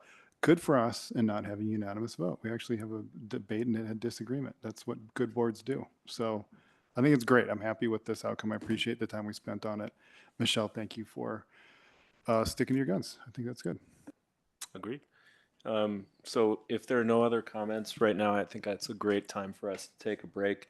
And then the rest of the meeting is going to be staff presentations. Can I make one comment? Do you have to really? I Okay, do. go ahead. I do. I thought that this was a really important thing for us to spend time on today. And I realize that I have been up here every month talking about fire resilience and asking questions about the budget with fire resilience. So I didn't ask for a resolution or anything for us to have any more conversation, but I would like to say that I really wish that City Council and the city would allocate more dollars towards climate resilience and the amazing work that we're doing in this department. And that is the driver for me in signing on to this resolution, because I would like to be able to come back next year and to say, hey, with these cost allocations, can we be putting some of that towards the interdepartmental climate and fire resilience efforts and in other ways? I feel that we are going to need to be working with the city to get more and more dollars in the door towards this, or we're going to have to make hard cuts in our department over time. So anyway, I didn't want to let go. I had to put in my last word for the fire resilience, and that I just don't think we have enough in our budget this coming year. I think we're going to be squeezed, and I'm not happy about that. And I'm going to be looking for BOSC and other ways to help bring in money for these efforts. Thank you, Sarah. And John, do you want to remain the only person who hasn't made a postmortem comment, or shall we go to break? I'm good. Let's All right. break.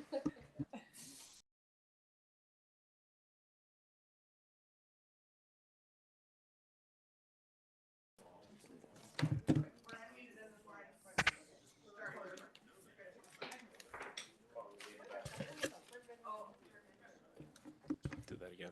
Okay, calling the meeting back to order. Dan, take it from here. All right, we got 4 matters from the department, and we're going to start off with a wildfire resilience item. I just want to sort of give a little credit to some of our community members who have been putting a spotlight on human-caused ignitions as a topic that this board and this department ought to be putting a focus on. This is an item that obviously we've had actions associated with wildfire prevention on OSMP for a number of years, for decades, but there's always an opportunity to look at where we could do more, where we could enhance in order to help reduce the chances of human-caused ignitions on our system. So our team has been assembled, and some of them are here today to give you an update on some of that stuff that we could start implementing right away, in addition to everything else that we're currently doing. So Brian Aneker is going to kick us off with sort of an inventory of actions that have been ongoing and stuff we've already doing. George is going to move us into some enhancements, some new stuff we could do, and Dakota's going to be daylighting some of our outreach and education work associated with this effort. So I'm going to turn over to Brian first. Thank you, Dan. Good evening, trustees. Here's what Dan just said. Outline for tonight, we're going to go right down the row, Brian, George, Dakota. And just want to point out that the real focus for tonight is wildfire prevention, but a little bit narrow in the fact that it's about OSMP land, the OSMP department, OSMP visitors, which is to acknowledge that this is a bigger topic than a single department, and there's a lot of other voices and stakeholders that aren't here with us tonight. So we're just going to represent our piece of the pie. This is an ongoing commitment that we have made to the board and the community to keep you up to date on wildfire resilience. In fact, putting all the touches together, we're down to our 13th touch in the last couple of years. You may remember just last month we talked about the Wildfire Resilience Implementation Plan, and one of the action areas of the RIP is wildfire prevention. So that's how this connects together, and I'll illustrate that for you here briefly. On the left is just a basic hierarchical relationship we talked about last time. When it comes to wildfire resilience, there's 3 cohesive strategies. We daylighted these action areas, and then underneath that is a really robust portfolio of projects that George put together after combing the CWPP top to bottom, reading 20 city plans, doing additional staff engagement, listening to feedback from the community. Putting that all together, we shared this with you last month. Left to right is Fire Adapted Communities, Resilient Landscapes, and Safe and Effective Wildfire Response. Those things with check marks are called action areas, and the one in red is what we're talking about here tonight. So we listened to that feedback, and the feedback was really like, look, in your CWPP, there's really no acknowledgement of what causes these fires to begin with, in particular human-caused ignitions. While we know that's a really important topic area to go to work on. So we heard that feedback and we promoted it all the way up to the level of an action area under which we can hang multiple projects. One of those projects is a prevention initiative that George is going to tell you about tonight. So talking about wildfire prevention, you immediately start talking about human-caused ignitions. Here in the West, we have lightning as a major source of wildfire ignitions. But in addition to that, human-caused ignitions are a big part of the story. And when we started looking at the data, whether you look at it nationally, state, or county, human-caused ignitions are always the majority cause of wildfire. And that proportion grows and grows as you get closer and closer to that urban interface like we have in Boulder. Of course, human causes are things you think about. Cigarette butts out the window, fireworks, unextinguished campfires, driving over dried vegetation, etc. Here on the right, I'm showing an example of these human-caused ignitions and the wildfires they create can lead to investigations and even arrests. This is the Panorama Point fire from July 31, 2024, which, using a combination of witnesses and license plate camera readers, a couple of suspects were indeed arrested and charged with this wildfire. Human-caused ignitions, perhaps a good piece of that being the focus is that they're arguably preventable. It's a matter of changing human behavior. That's not a trivial thing to do, but easier to do than changing the frequency of lightning or where lightning strikes or whether lightning causes fire. So we want to go to work on that. First, recognizing the foundation of good work we've got at OSMP to help us on wildfire prevention. The most important thing we can point at is a really robust set of rules and regulations backed by the Boulder Revised Code and enforced by our rangers and Boulder PD. Just pulled out 6 items from the code here around fires, fireworks, nighttime parking, camping, smoke. All these things are prohibited by code and can be enforced and are enforced.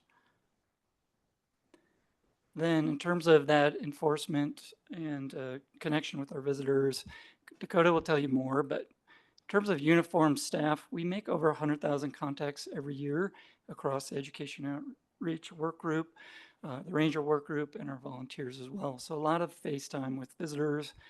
Our rangers have got a really robust data collection system called Axon now, so we're able to pull a map like this, showing in 2024 where the 346 incidents that they collected are distributed across the system. You can see a preponderance of those are kind of on that western edge of the city of Boulder onto open space and Mount Park's land.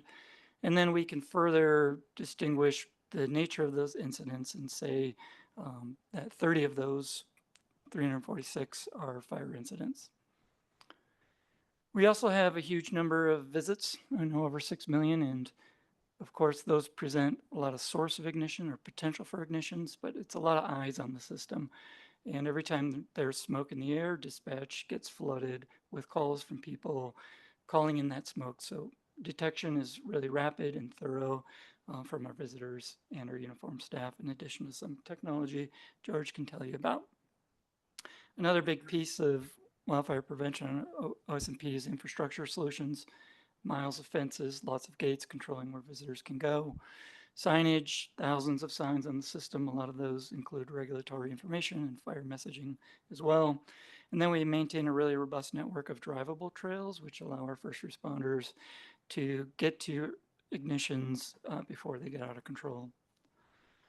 And then finally, I just want to mention fire weather. You'll see this coming up this summer, undoubtedly. National Weather Service monitors some core indices. When winds are high, humidity is low, fuel moistures are low, you start to see fire weather watches, red flag warnings, and those trigger a lot of operational response, both at Boulder Fire. You may remember Chief Oliver from the May OSPT meeting talked about his wildland staff and how they change their staffing or they up staff when conditions are appropriate. And that means bringing more staff into the station, putting more staff on call, and starting to do active patrols so that they are physically close to ignitions as soon as they hear about them.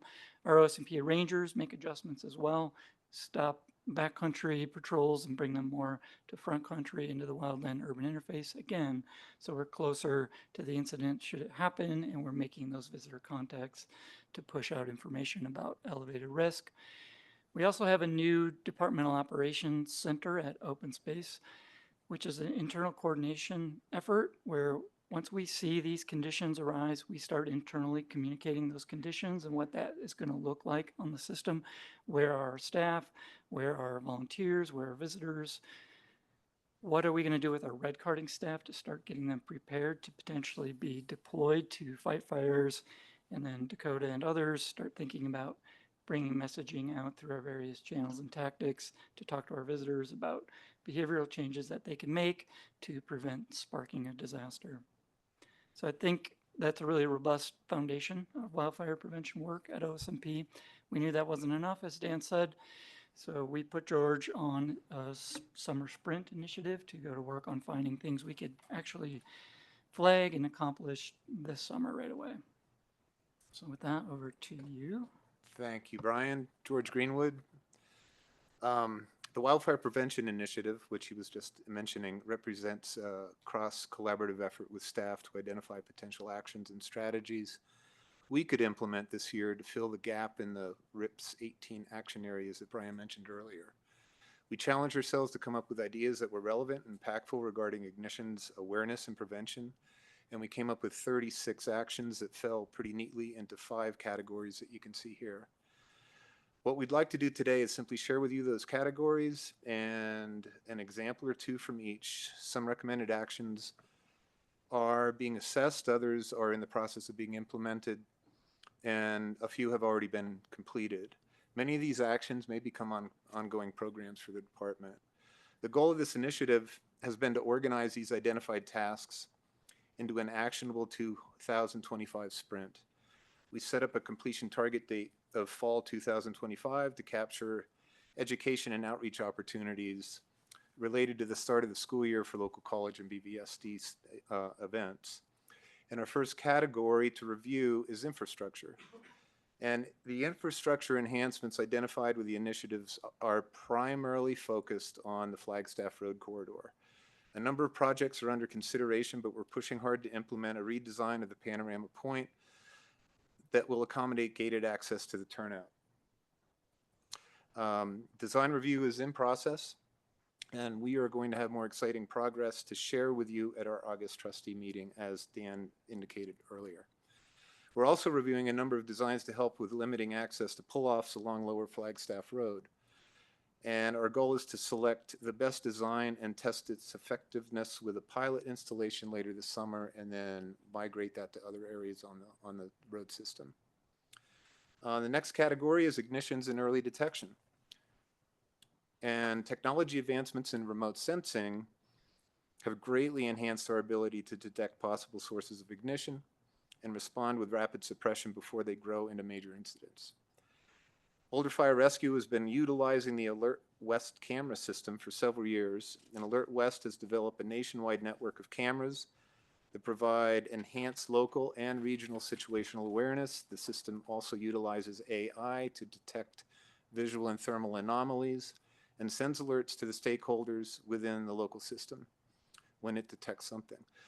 Currently, Boulder County has access to 4 camera locations that offer complete coverage of our city and foothills.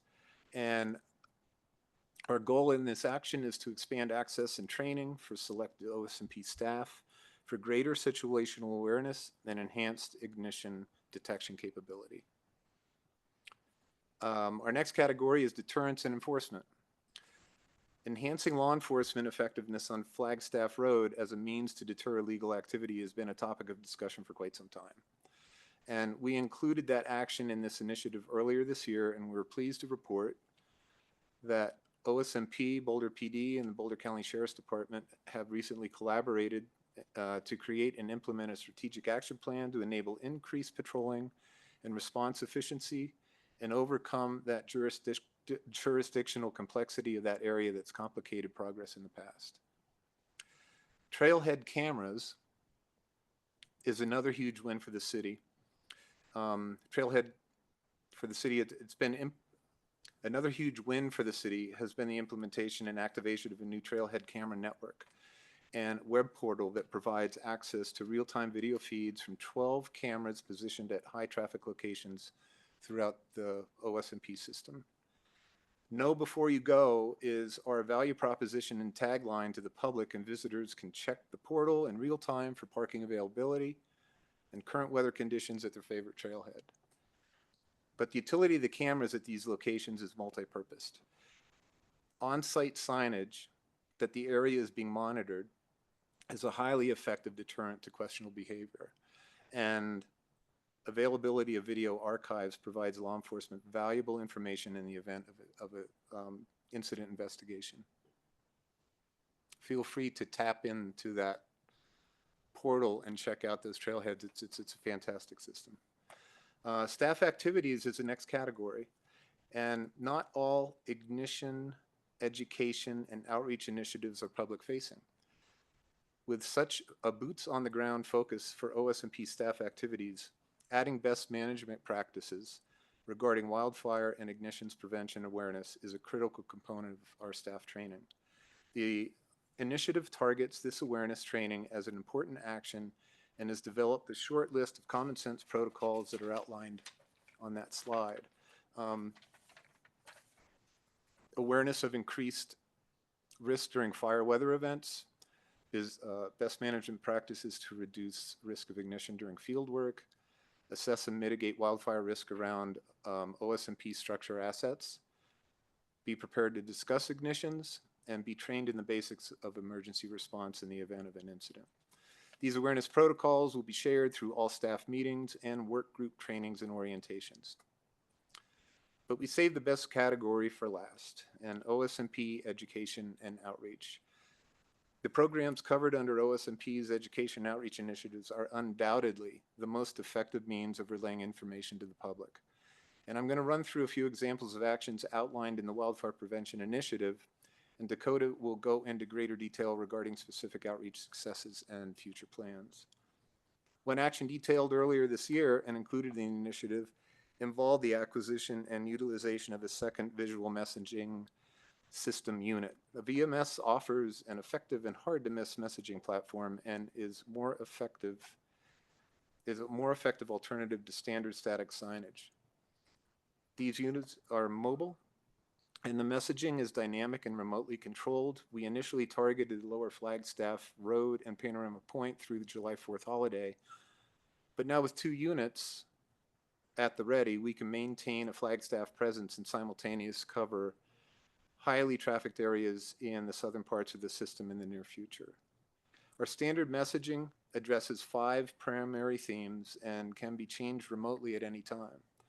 Deterrence, such as the current Flagstaff messaging, special events as recent July 4th closures and restrictions, elevated fire risk warnings, blue sky messaging for enjoy and protect OSMP reminders, and incident management support for public awareness in the case of an active incident in the area.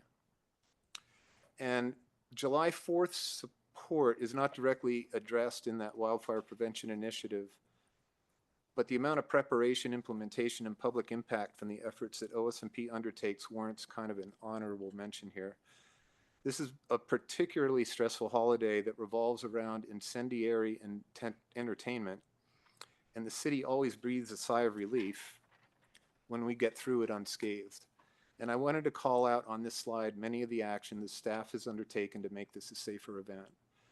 And just running down the list, closing Flagstaff Road, closing NCAR Road, BMS messaging updates, no parking signs at all of the turnoffs on Flagstaff Road. I don't even know how many there are, but all the way up to the top. And we have staff driving stakes into the ground and blocking those, and then pulling them within a day or two after July 4th. Barricades were put up where needed. Temporary no fireworks signs are installed at all the trailheads. Rangers pull staff from the trails and concentrate patrols into affected buoy areas, mobile patrols. Social media posts for ignitions awareness, and an incident action plan is updated and activated for the event. And we're happy to report that our efforts resulted in no major incidents over this year's holiday celebration. So good job, OSMP. Thank you. Signage is such an important outreach tool, and the OSMP Signs Work Group has been instrumental in developing and installing seasonal signage throughout the system that brings visibility to ignition awareness and prevention, that don't spark a disaster messaging, has replaced blue sky signage and other signage for the summer season at all standard trailheads, and the signs team has added 10 additional locations in the Shanahan Ridge area to saturate the southern part of the system with similar messaging. Signage is an effective way to increase awareness, but our most impactful public relations program depends on our education and outreach staff. And to better support an already successful program, our staff collaborated to develop a few additional simple talking points to ensure cohesive and consistent messaging regarding ignitions, awareness, and prevention. And Dakota is up next and is excited to share his group's success and plans for the future. Thanks, George. Hi, everyone. Dakota Anderson, Education and Outreach Manager, and also a red-carded staff member of OSMP. I'm here today to, of course, talk about our education and outreach initiatives. A lot of this has been existing for some time, and we have also been trying to make a lot of enhancements recently. So those are just a few of the points that I'm going to chat about right now. Next slide, please. Yes, please. Yes, please. So I talked to you all about presence on the land just a few months ago, so I'm not going to dive into super detail about that, but just as a reminder, this is a large-scale collaborative initiative between education outreach, rangers, and volunteers to get out on the system, making face-to-face contacts with our visitors to give them information and to provide education. We actually make just shy in an average of around 150,000 contacts a year as a team. So while we're out there, we're of course talking about a variety of topics, but one of our main talking points is about wildfire. So sort of under that wildfire umbrella, our key messages are first, of course, ignition prevention. We speak to OSMP's ban on flames, smoking, a spark really of any kind. We do also talk about fire safety. While we recognize that fires are not allowed on OSMP, we also recognize that on lands just west of OSMP, fires are legal to have. So we want to make sure to still be having those conversations because obviously what happens on our neighboring lands can affect us here at OSMP. We speak to weather awareness. So this is knowing when there are red flag days, also just recognizing when things are hot and dry and windy, such as today. We speak a lot to OSMP's work, so that's everything you've been hearing about in this presentation and also the work that's being done around wildfire mitigation, working in our wild and urban interface, things such as that. We also talk about personal responsibility. So this is landing in that area of sort of home hardening and home protection, and we share resources that the city provides for a lot of our residents.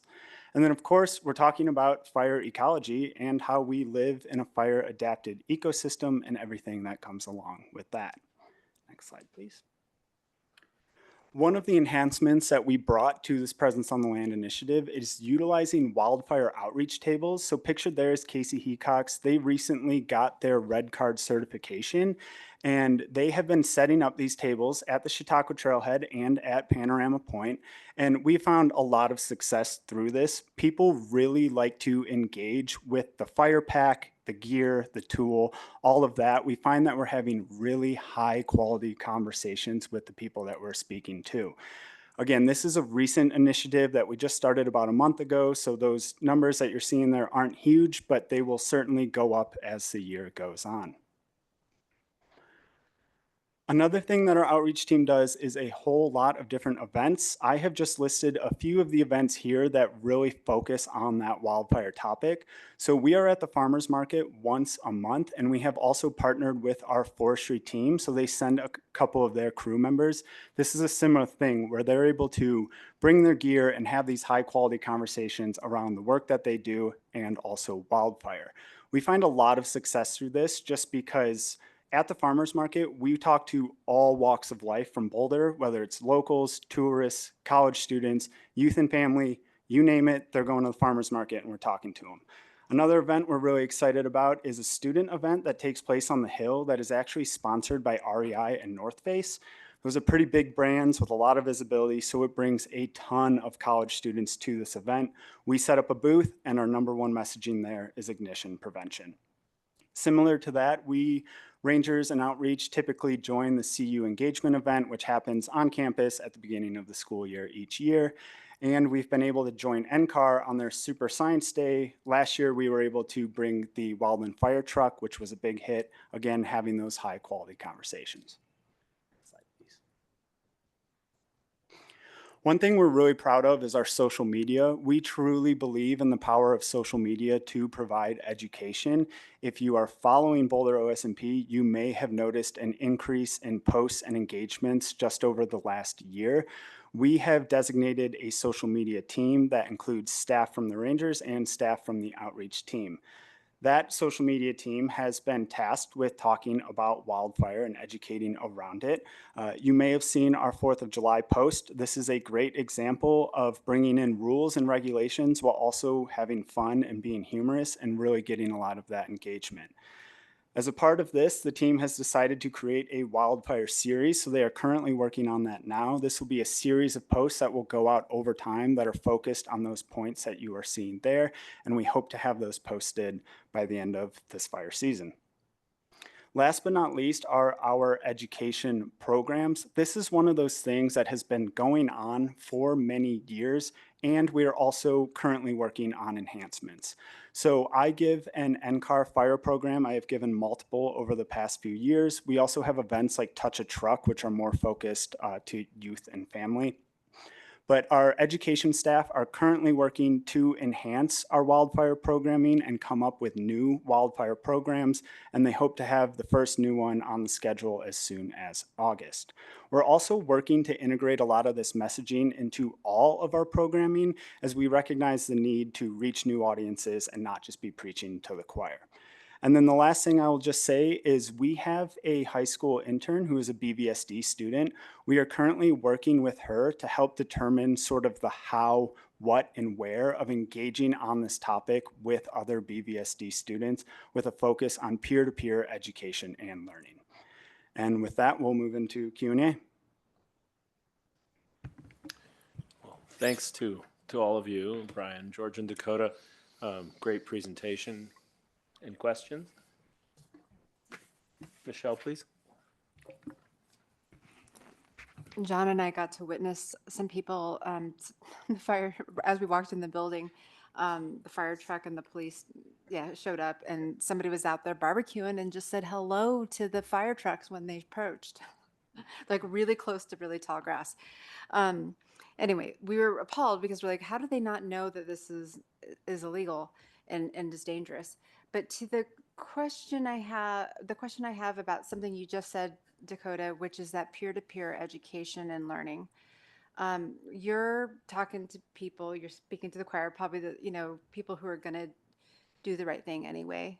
I like that you're doing peer-to-peer education, but I wonder, like, is there a way to, and maybe you won't condone this, but to educate people about when they see something out there that people shouldn't be doing, like, hey man, you can't do that out here.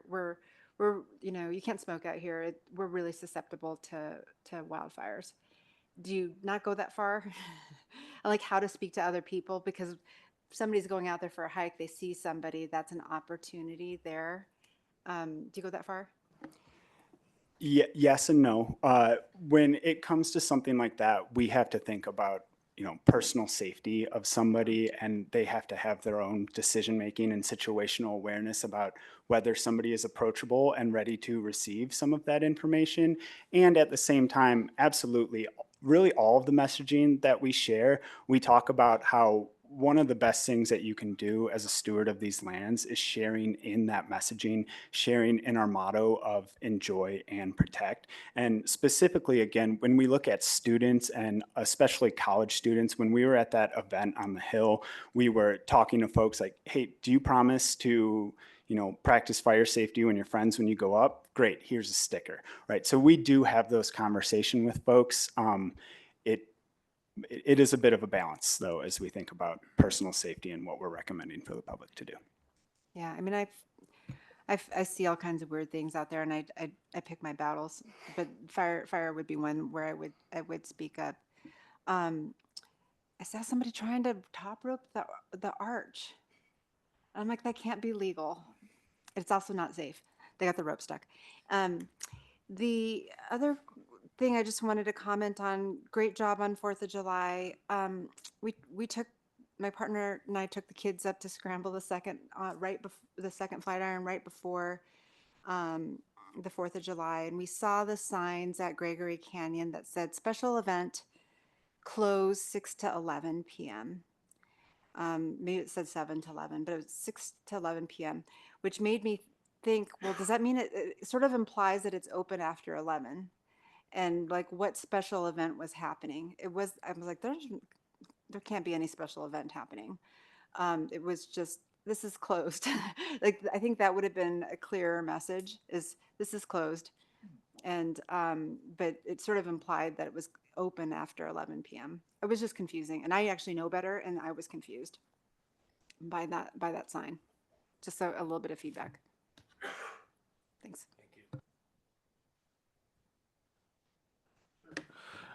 Did I hear you say the new trailhead cameras were doubling as like fire watch cameras? Well, they're multi-purpose. Yeah. There are deterrent signage next to the cameras that people can make up their own mind whether this is a surveillance operation or not. But to the public, it is the know before you go messaging. Yep. We're excited because we have eyes on the parking lots. And, yeah. That's awesome. I remember we started talking about cameras like 4 years ago when I was first joining the board for folks to be able to check the parking lot. So it's really exciting to see them go in. And when we talked about them, we were not talking about using them for monitoring fires. So it's really awesome that we found a way to use them for both things. Mm-hmm. I really want to commend all of your work together and the progress that you're making. It's very clear. And I thought this presentation was really helpful. Also, want to commend all of the efforts on July 4th. I was on the airplane flying home and seeing the alerts and just understanding what was happening behind the scenes, and really appreciate that. I also, Michelle had brought up the peer-to-peer. That struck me too. You slid it in there at the end. My one note was to ask, how are we collaborating with BVSD? We have, we're teaching about raptors, and we have field trips with kids coming out. And so this feels like the next evolution of, and I do believe it would need to be a collaboration with the fire department and I just wrote a letter, Dan, to you and to Janelle to say I'd love to volunteer to help however I can with any design or implementation of that. I did notice, once I was home on the 4th, my son was out at the soccer game with someone else because I was traveling, but there were a group of middle schoolers who I happen to all know by name, all out in the street in front of my house lighting off their fireworks, woo, ah, oh, and I'm going, oh, oh. I think that age group in particular, the middle schoolers and feeding into high school, is really crucial if we can reach them early. I think that we can help the whole town because still at that age and also in elementary school, those kids are talking to their parents and sharing ideas with the parents. So, that's how we got the recycling movement going, was through the kids. And I think there's a huge opportunity for us there. Sarah, we need to be talking to their parents because they're illegal here and they should not be buying the fireworks. Okay. Then it's peer to peer, but you can also just start with mom to kid, which sounds like stop it. So I was you don't that have neighbor. to have the Yeah. situational awareness that Dakota has on the trail for that type of interaction, especially with middle schoolers. Brady, you got anything? Yeah, kind of throwaway question, but I'm really curious. If you had a blank check and you didn't have to run it up the chain of command, what would you invest in to enhance the wildfire prevention network? Anybody can answer. Related to the 36, like where would we knock it out of the park? Sure, or just, I mean, you got, would there be 37 actions? I mean, I don't know, just blank check. What would you invest in that would make the biggest dent in your view? I can start because mine's an easy one, and that is staffing. The more staff that we have, the more face-to-face contacts that we make, the more social media posts we make, the more events we're at, talking to college students, talking to, whoever needs to hear this message.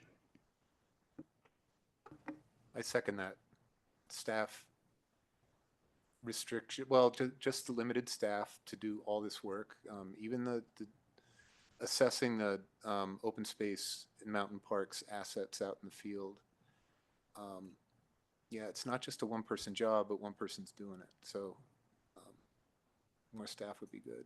I mean, we've got the programs nailed, I think. It's just kind of a slow implementation to get stuff done.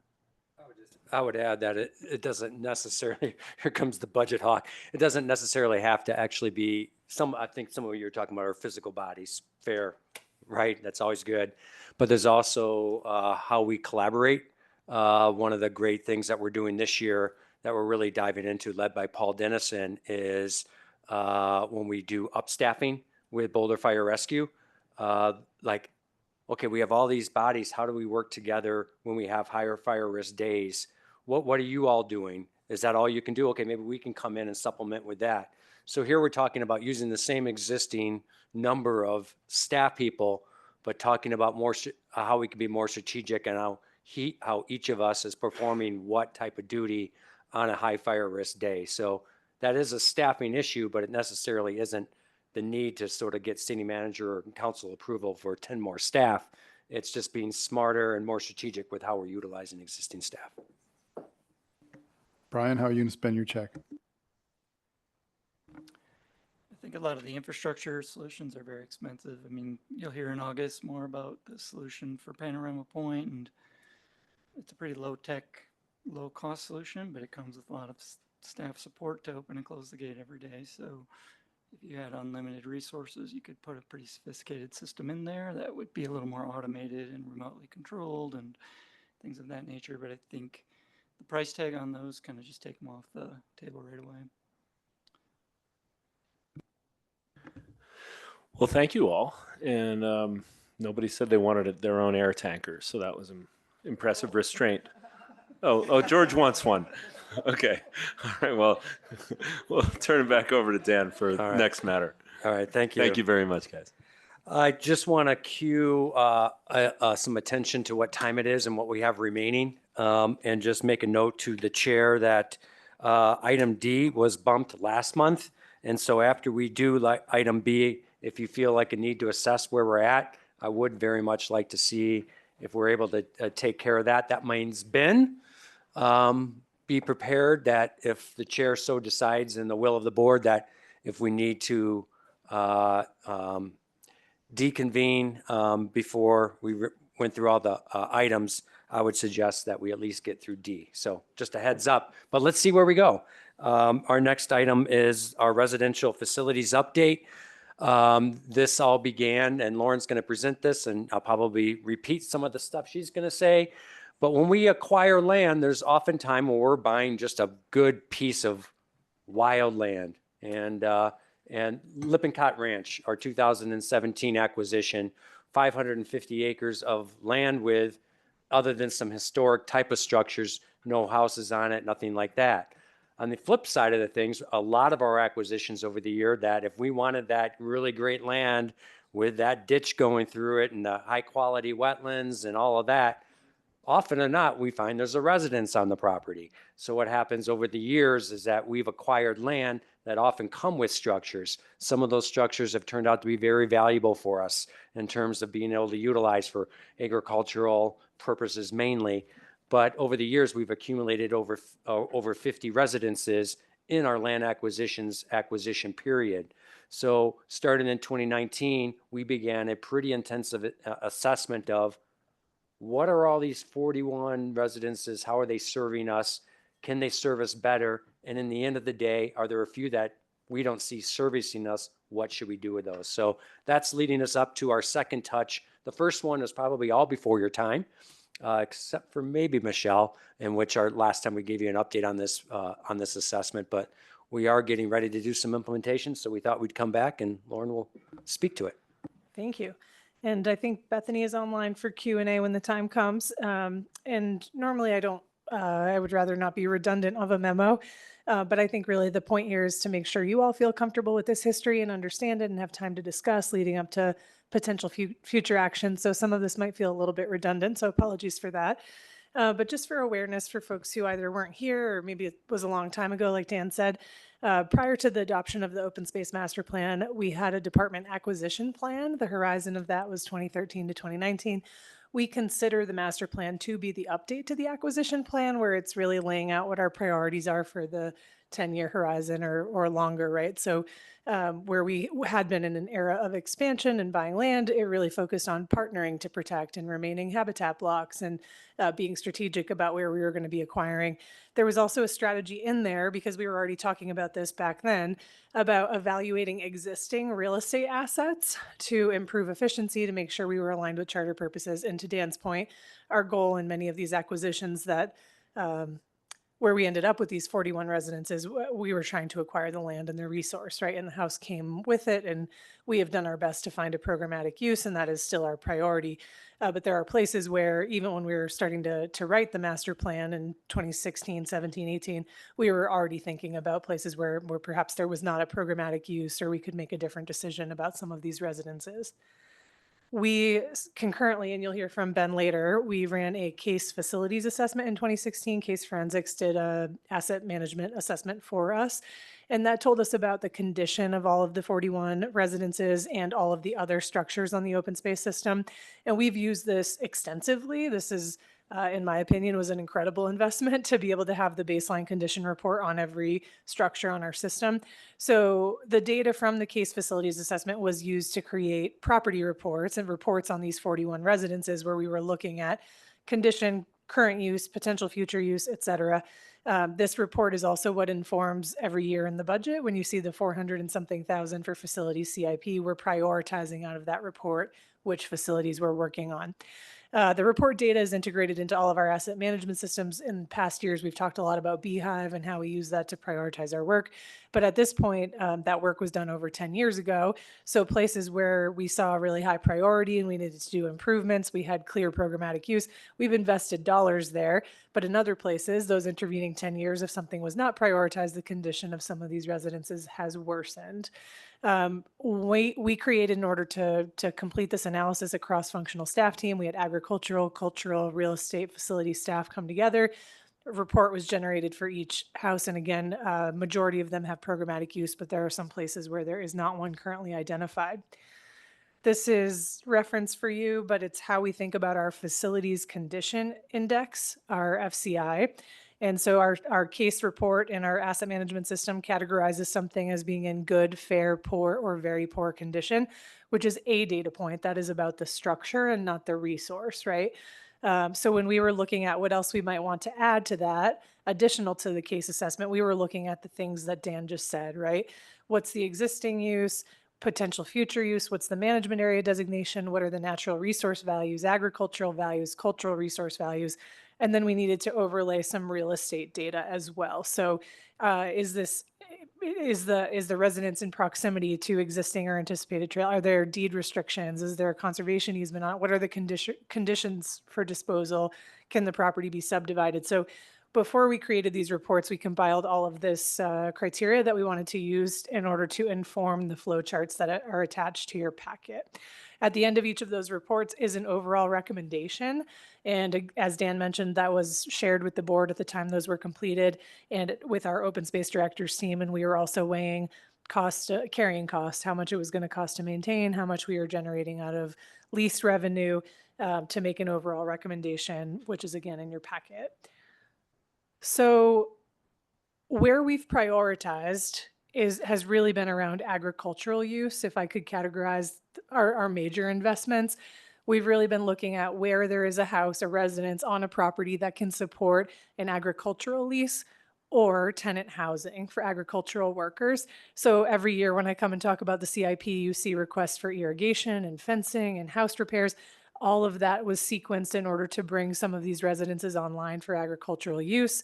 And now we're at this place where all of the obvious programmatic uses have been met. And we do have a wish list and we brainstorm what this may be, but there are about 5 properties where we don't have one identified currently, a current programmatic use. So what we've been doing in the last couple of years, and your memo gets into this in more detail, is we've been reviewing condition. Condition has been changing. We've been making investments in maintenance and repair across many properties. We've also deconstructed. So when we were activating the North Foothills HCA, we deconstructed the right houses. And we have now this list of revised disposal candidates. And in the event that we were to pursue a disposal, just to state this, we would make sure that we're considering easements and other protections in order to preserve the resource values that Dan was mentioning in the event that we did decide to sell a residence.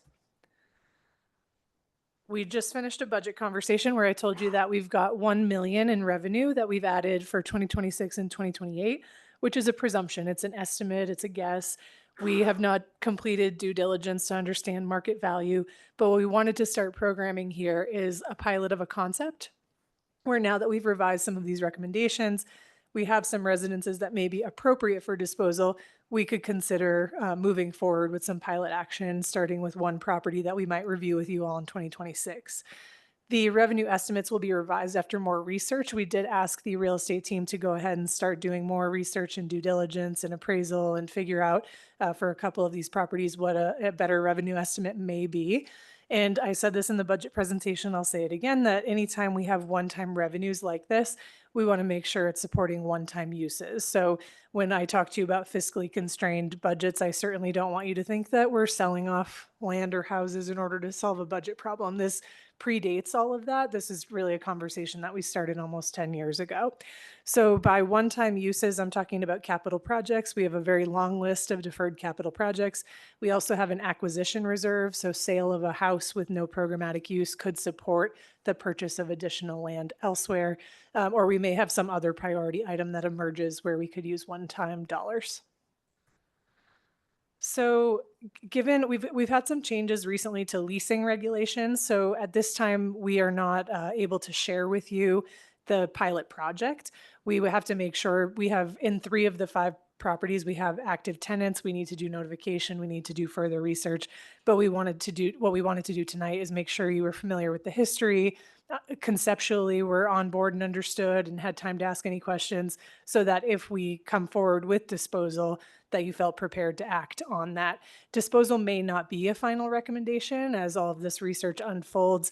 But again, we've been sitting with these properties for many years, and for them to be sort of on the list as not having a programmatic use at this time is a decent indicator for us at this stage. So I think that is all I wanted to say in my brief presentation, but definitely want to provide time for any questions you might have. Well, thank you. You destroyed your 35-minute target. Well done. But who knows how much time we want to spend on Q&A. Who's got a question that they want to jump in with? Michelle, please. First, I want to say I support disposing of residences that we don't have a programmatic value for. But I do have a question, like how do you go about subdividing the house itself and the property, from the rest of the open space? We lean on Bethany I'm sure Collins. I'm sure Bethany knows this, but like it's open space and then you got to carve out some land and give them access to it. I see she's Is that unmuted. difficult to Yeah, no, sure. So most, again, a majority or all of these potential disposals that we're talking about and all of our houses are within Boulder County, unincorporated areas of Boulder County. They're not in city limits. So we would go through the Boulder County land use process.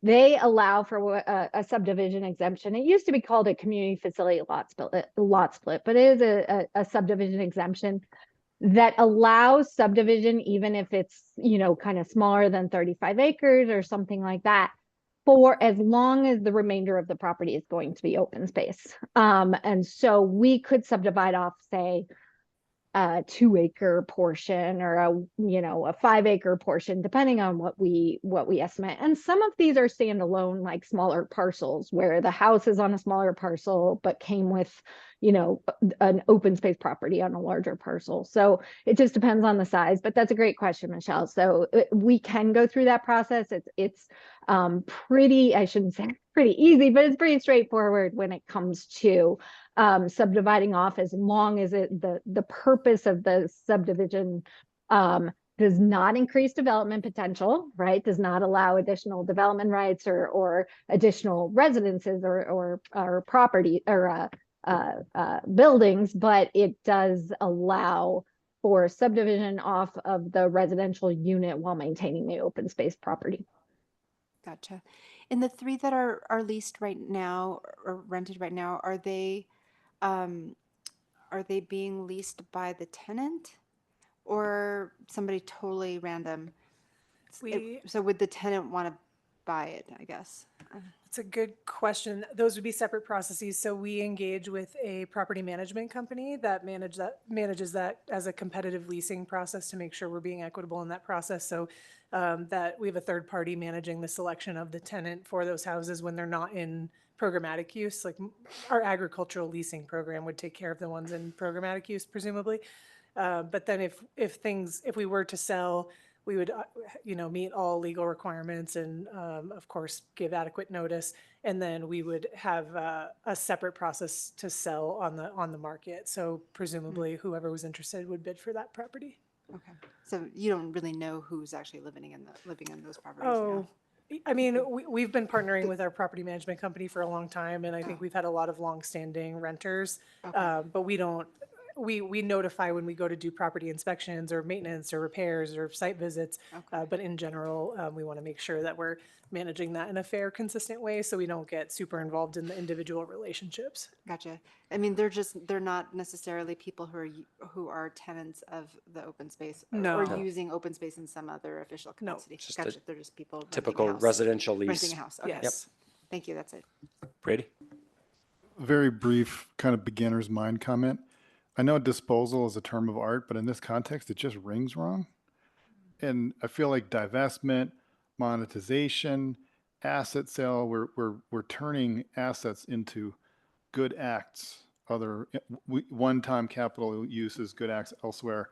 And so every time we talk about disposal in this context, it just rings wrong. And I'm fine. I know it's a term of art, but for any kind of public facing purposes, I think it could use a little refresh.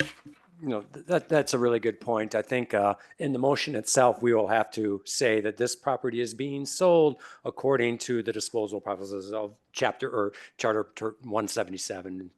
But we don't have to necessarily kind of name the program or name that as well. So we can stop being so internal speak with that. It's a good point. John? Is there much precedent for disposal of properties like this where we have residents on the land? And I'll start by saying I'm supportive of getting rid of properties that don't serve a programmatic use, but I don't recall any disposals like this in the past, right? We've disposed a lot for public safety or power lines or sewer lines, right? But this feels new and different. Yeah, yeah, it is. I mean, I would say that for 30, 40, 50 years, it was an acquisition mindset.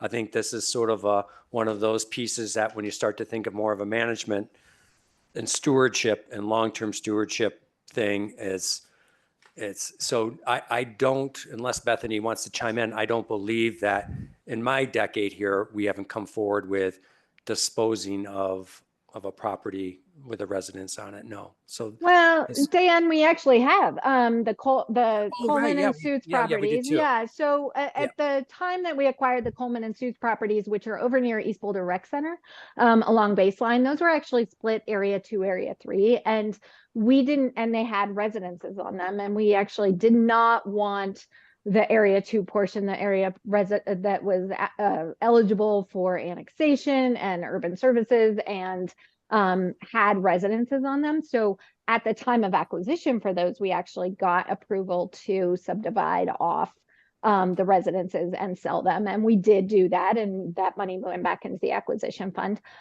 We also, I think it was right around 2015, 2016, we had acquired the Woodley property and actually subdivided it off and sold that residence and actually a farm headquarters. That's off of 75th and Arapahoe. So there is precedence where we don't want the house, we don't want a lot of the structures, and we do subdivide off. That our main interest is the property itself, the land itself. And I think that's been done at point of acquisition in the examples that you just raised versus, kind of, yes, we've been managing them for a long time and now we're reassessing. Yeah, exactly. Yeah. So we're both right, maybe? Yeah, I think you're. Okay, Yeah, okay. we're both right. I love that. We're both Both right. things are true. Yes, we do have precedents for selling, selling off the residential portions, but this would be the first time in, many years later, potentially. Yeah. Yeah. Are you planning to put together a framework in terms of how you thought through and made these decisions for us to look at? Yes, and we have the reports which have the same criteria applied to each property, and we would be able to, at the time we're actually ready to move forward with one, we would be able to share the report on the house with you and walk through how we made those determinations. Yeah. Perfect. I think because this is kind of a little bit more new or uncharted territory, just making sure that we've got in the record our thought process and the process we went through to make those decisions would be good. Yeah. Thank you. Sarah, anything? Okay, thank you. All right. I just want to say I appreciate that presentation because I think I asked for that inventory a few meetings ago, or it came up around something I was talking about, and I really appreciate you guys doing the digging, and it's neat to see the inventory as well, and how much good service a lot of our properties are being put in, as well as the ones that might not have a programmatic purpose. So thank you. Thank you. Yeah. Jeff and Ben, before we assume the order, I just want to get a check-in with the board and you, Chair. We have about up to 40 minutes left of material. We could probably go quicker, and depending on Q&A, we could probably cut that down to a half hour. But it is 8:53, so I want to just. So no vote required yet. Right. I think we're probably going to be okay. I'm looking around. Folks look pretty awake, and we took an extra 45 minutes deliberating on the budget item, and we're basically ahead of time if we cut that out. So are folks generally feeling pretty good about getting through this agenda? Yeah. Okay, great. Okay, then let's just get it done. Then Jeff Haley will introduce this subject and we'll bring up Ben Mayer. Yeah, thanks. And so we crafted the agenda this evening for OSBT kind of with a couple related items. As Lauren just mentioned, the residential property assessment was kind of a distinct project within our real estate services, looking at residences. We wanted to pair that with a program overview of our facilities and fleet program area that kind of is the team that oversees the operations and management of a lot of those structures. So we have a brief presentation this evening that just goes through that program of that area that we have a work group. And this team is really kind of serves the entire department, as you'll hear as we go through the presentation. They're integral in a lot of our plans and assessments, and specifically our climate action plan with energy efficiency and how we manage our fleet and facilities. So I'd like to turn it over to Ben Mayer, who is our facilities maintenance senior manager, and he'll go through the presentation, and then we can certainly answer questions.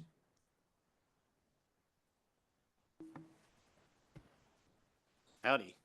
I'm Ben Mayer, the OS&P Facilities Senior Facilities Maintenance Manager, and I'm here today to provide you with some insight into the facilities program at OS&P, who we are and what we do. The role of OS&P Facilities team is important for the overall department, supporting each staff person with facilities, fleet, and safety.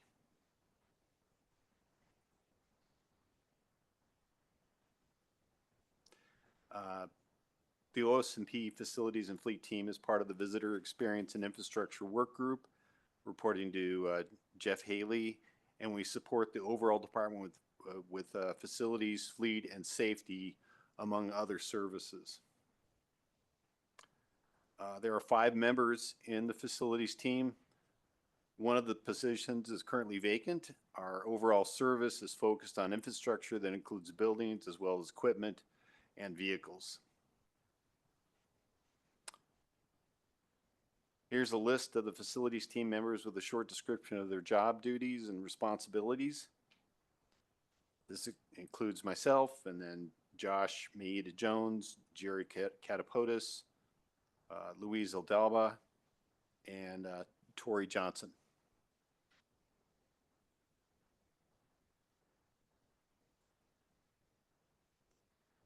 The facilities team strives to provide excellent customer service to OS&P staff and the public using industry standard asset and project management processes.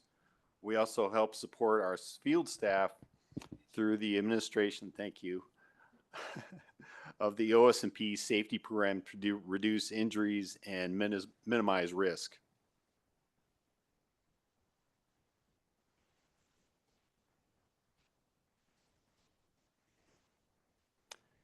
We manage over 300 structures with 300,000 square feet of space.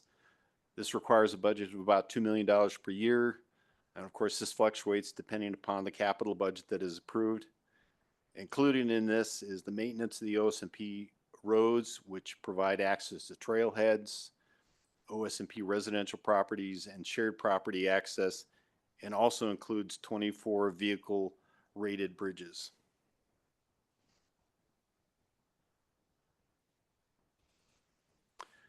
The OS&P Facility Department was established in 2016, and in 2018, working with a contractor, an inventory of our structures and condition assessment was completed. The assessment provided a prioritized list of maintenance and repair tasks with an estimate of cost, and Lauren talked a little bit about this. The 10-year maintenance program was developed from this with an estimated cost of $4 million. The inventory also helps us establish a functional goal for each of the structures to help guide our maintenance and prioritize our work. Some of our ongoing, next slide please. Thank you. Some of the ongoing initiative include a 5-year ongoing assessment and inventory, electrification of the buildings, eliminating the use of fossil fuels, and improvements to the building exteriors to improve their wildfire resilience. We also collaborate with the City of Boulder facilities on the operation and maintenance of the staff structures, electric vehicle charging infrastructure, and most recently, the Western City campus. The age and construction of many of the OS&P structures can provide some of our most interesting challenges. Constrained budgets and limited funding with many years of deferred maintenance also add to the challenge and can make it fun. We're working on projects to support the next slide please, thanks. We are working on projects to support the electrification of the OS&P fleet and continued electrification of our staff buildings. We're also working on OS&P field staff space study and implementing projects that will support staff to understand how the Western City campus will support the OS&P staff.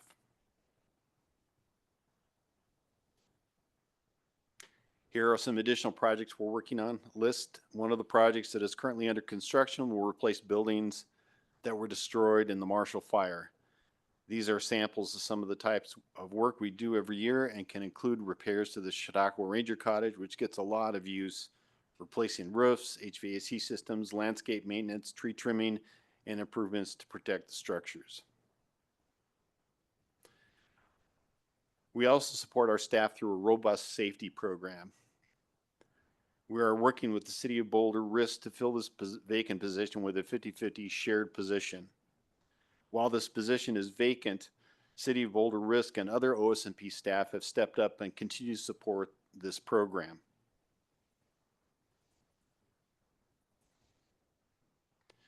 On the OS&P fleet side, our fleet is made up of about 153 vehicles, equipment, and trailers. We also manage the sharing of 54 of the vehicles and equipment with all OS&P staff. We collaborate with the City of Boulder Fleet on the repair and maintenance of the OS&P fleet. In addition, we provide training on equipment and trailers and ensure that the employees can safely operate the vehicles and equipment.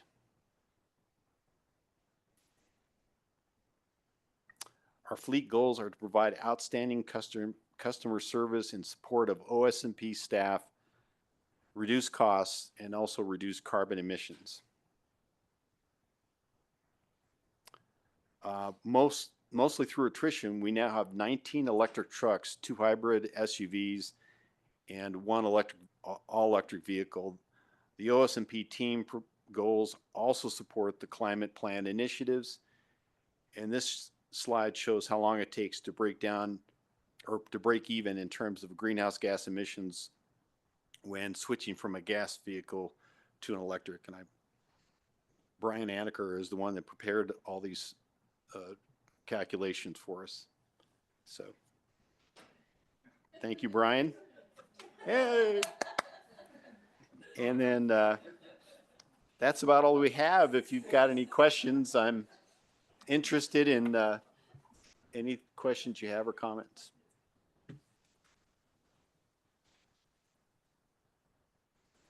Nope. Sarah? It really is an enormous undertaking, and I know it's late, but I really just wanted to take time to say thank you for all of the work that you're doing and managing on a relatively tight budget. And I know I speak for all of us when I say we really appreciate what you're doing. Yeah. Thank you. Thank you very much. Yeah, it was more in the packet, but you kind of brushed over it here, the 1 per 50,000 square foot guideline, and we are over, as per that, we should be 6 and a third FTEs, and you're just kind of piecing it together, making it work. Do you want to briefly comment on that? Is it working? Yeah, we're getting by. We use a lot of contractors. We rely a lot on contractors. We have some really good contractors that we use. Our property management company has been very helpful. They're great to work with. So we get by and we try to make things work. We're always busy. There's always something coming up, a water line breaking, toilets backing up. There's always fun stuff to take care of, but we enjoy our work and we're getting by. We could always use more people. I think that's kind of the message you've heard tonight. So we also have a whole city facilities department outside of our OS&P, and these guys are cooperating and collaborating with city facilities daily. And so they are very instrumental in helping with like coordinating janitorial services. And that's just one example. So, and more that team is learning how to partner with individual departments better and better. So there's also that aspect going on, is that there's a whole other team that supports departments. Do we get a cost allocation for that? I was going to ask that too. That was too easy. How much was to unclog this toilet? Is your vacant position frozen? they're trying to work through that right now. It is currently frozen, but we're hoping to get it approved here in the next couple of weeks so we can hire a safety person. So, Yeah, and it that seems like an safety important person one. will do OSHA training and a bunch of things for the entire city. So, Okay. Yeah, that's an important one. yeah, I think so. Yeah, one more. Actually, I do have a question. Do we have a large number of, I guess I would just generally call it the immigrant population working in our maintenance department or in open space in general? And is there anything, given the current climate with crackdown on immigration, are we dealing with any of that currently with our workforce? It might be better, Lauren, question, but Yeah, we had a former Councilmember Young, a number of years ago that asked us to look into that as part of a concept around in-housing EMS and custodial services. And there was a study at that point around the workforce that's driving in to Boulder for some of these jobs. And I believe they did find that there was a disproportionately impacted population in a couple of these industries. For us, we would be like all of our city hiring processes and the way that we're managing this exception request to the hiring pause, those would be agnostic of, we would run an equitable hiring process. Part of the equity plan that I presented to y'all a couple of months ago had strategies around like eliminating biased language and pay disparities in these jobs. So I think for us, the goal would be to be able to post them. But then when we're running like our custodial bid contract, as an example, that was a part of the council review a few years ago. And so the way that we've captured requirements, like we're requiring living wage for custodial contracts, like we've instituted a number of things to try to eliminate the bias that was found several years ago from that process. We also, I said this one in our equity plan review, we're looking at ways in which our having been a sanctuary city may impact the way that we engage with federal contracts and grants and the way that our programs are looked at. I don't think we have enough information to know yet if our previous status as a sanctuary city or our DEI values now, how that might impact future actions by the federal government. But I would say that's kind of where we're at in this moment.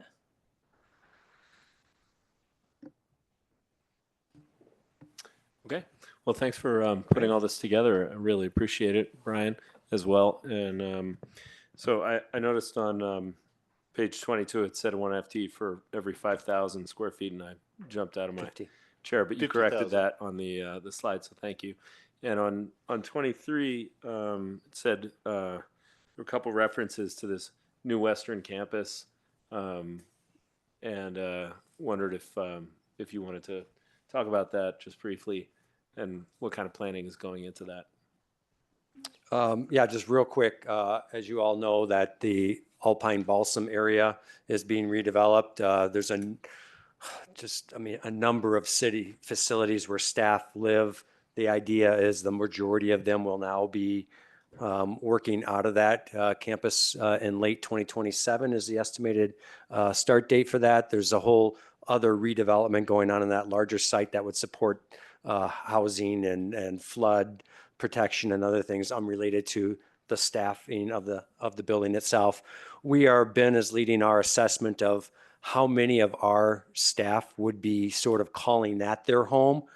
And what we're probably coming to the conclusion of is those people that are primarily housed at the hub now, most of them probably will go to the Western City campus. So the idea would be is that we would continue to support the other satellite locations. The Rangers probably would most likely stay in Cherryville. Our field crews would probably mainly be supported out at the shop because that Western City campus has limitations. We can't bring 5 acres of storage and gravel and stuff to downtown Boulder. So it's probably those folks that are dependent on computer work, office work, will most likely be calling the Western campus their home. So with that, we would transition out of the hub. Okay, thank you. All right, is that it for everybody? Okay, thanks a bunch for bringing that. Yeah. I got a sticker for you if you'd like. Oh, we love stickers. It's we can put them on new our helmets. Our new safety mascot. So we thought maybe you'd want one of those. So they gave me a stack of them today at our city safety meeting. So I thought I'd share them with you. So I'll drop we those think up. that's awesome. Thank you. Swag. All right, is Tess on board? All right, a month later than we were anticipating, but we are ready. So while we get our stickers, we just take a quick hands vote for starting a matter after 9 o'clock. All right. This will be a quick one, but Tess is our senior GIS analyst, and she is going to maybe give some kudos to her team, but her primary role tonight is to, again, alert you to our project's website and the work that goes into that and where you can access it. So with that, I'll turn things over to Tess. Thanks, Dan. All right.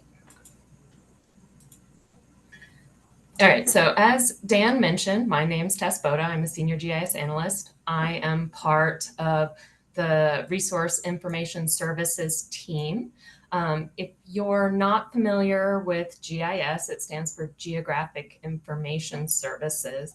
And today I'm here to talk to you about our 2025 project map. Ooh. Maybe if I can change the slide. All right.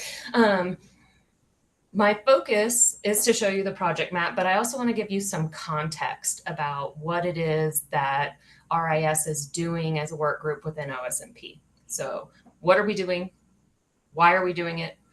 How are we doing it?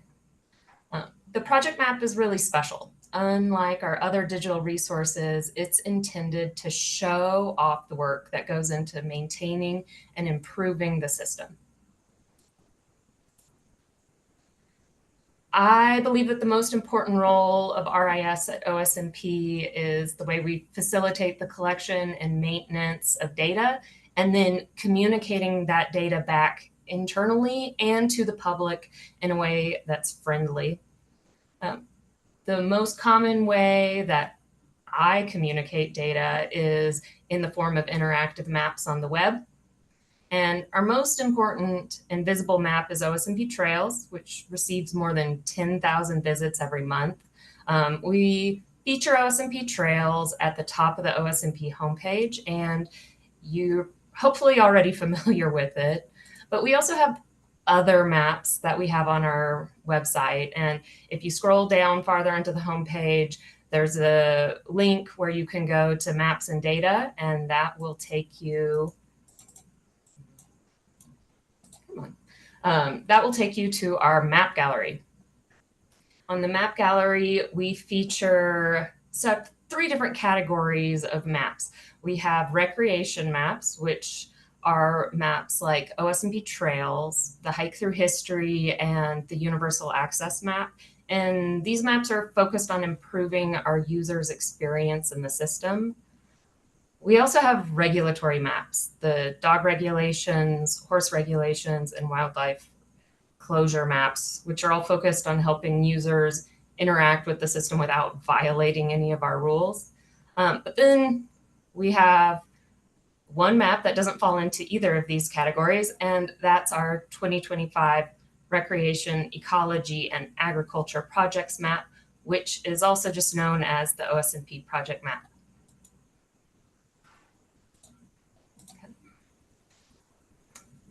The project map exists to share information about the work that we're doing at OSMP with the public, but it's also a really handy way for people within the organization to know about work that other work groups are doing. And I plugged this project in a meeting I was in today where someone I was working with mentioned that they didn't know what other work groups do. I said, go check out the project map. And so hopefully he will do that tomorrow. We update the project map once a year to coincide with the same time that we have our project press release. And this has been a way to replace the open house. The project map is a snapshot of our higher profile projects. It's not a fully comprehensive list of all the projects. My mother is the only one who would want to see a point on the map everywhere that there's a location that I'm going to be updating a map that's out in the system this year. And we don't want other people to have to go through those sorts of smaller level projects. The real intention is to be proactively answering the question, what is OSMP doing over there? Because we know that inquiring minds want to know. When I updated the project map this year, I improved the data collection for future updates to the map to make it more dynamic. I added a splash screen to help us comply and improve our compliance with accessibility. I changed the underlying application that the map itself was built in and changed some of the colors that we used in the map to be a little bit more thoughtful to people with differences in the way they perceive colors. And hopefully all of these things have added up to improved communication. Let's see. I'm going to go to the actual map itself. There's no right or wrong way to interact with the map. That's the fun thing about an interactive map is your experience is your own, but there are a few basic things. So first thing is here's the splash screen. You're welcome to read it. It's here to be helpful, provide additional information, but you can just click outside to dismiss it. And the first thing I would like to draw your attention to is the way that we have grouped the different projects over on the left-hand side of the map.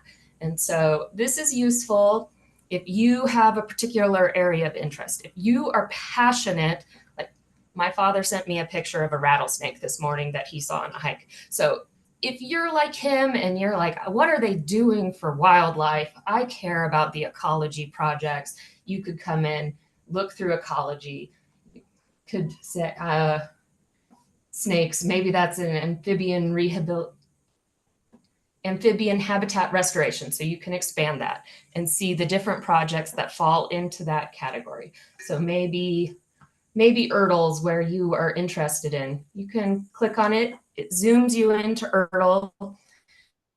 So now you don't even have to know where that is, and you can get a description of what that project is doing. But maybe you're more geographically focused and you want to know what's going on at your particular area of interest. My 4-year-old keeps asking me to go on a really long bike ride. So maybe I want to go check out and see what's going on at Boulder Valley Ranch, because every time I look up, something different is happening at Boulder Valley Ranch. So I can come in and I can zoom in on Boulder Valley Ranch. And as I zoom in, the projects, they update on the side. So I'm only getting the projects that are available in that portion of the map. And I don't have to interact with the projects over on the left-hand side. I can also click on them in the map itself. So I don't know, what's this purple one? Can click on it. I'll get a little pop-up. It gives me a description. I can keep scrolling down, and it'll tell me the time frame. So this was 2024 to 2025. So this project, I know it's happened. They've opened it. So this doesn't quite tell me that because it was a longer project, but it's there, and that information is available to you.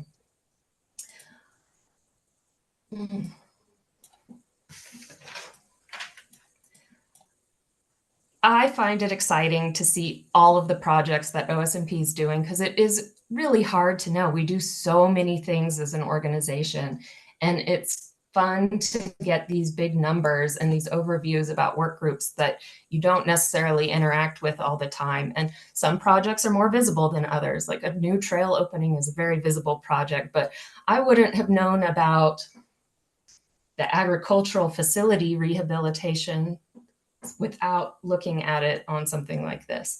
And so it's been very nice to be able to present this to you today. And if you have any questions, I'd be happy to try and answer them. Well, thanks for that, Tess, and thanks for all that cool work. It does look great. Is there anyone who wants to ask any questions right now?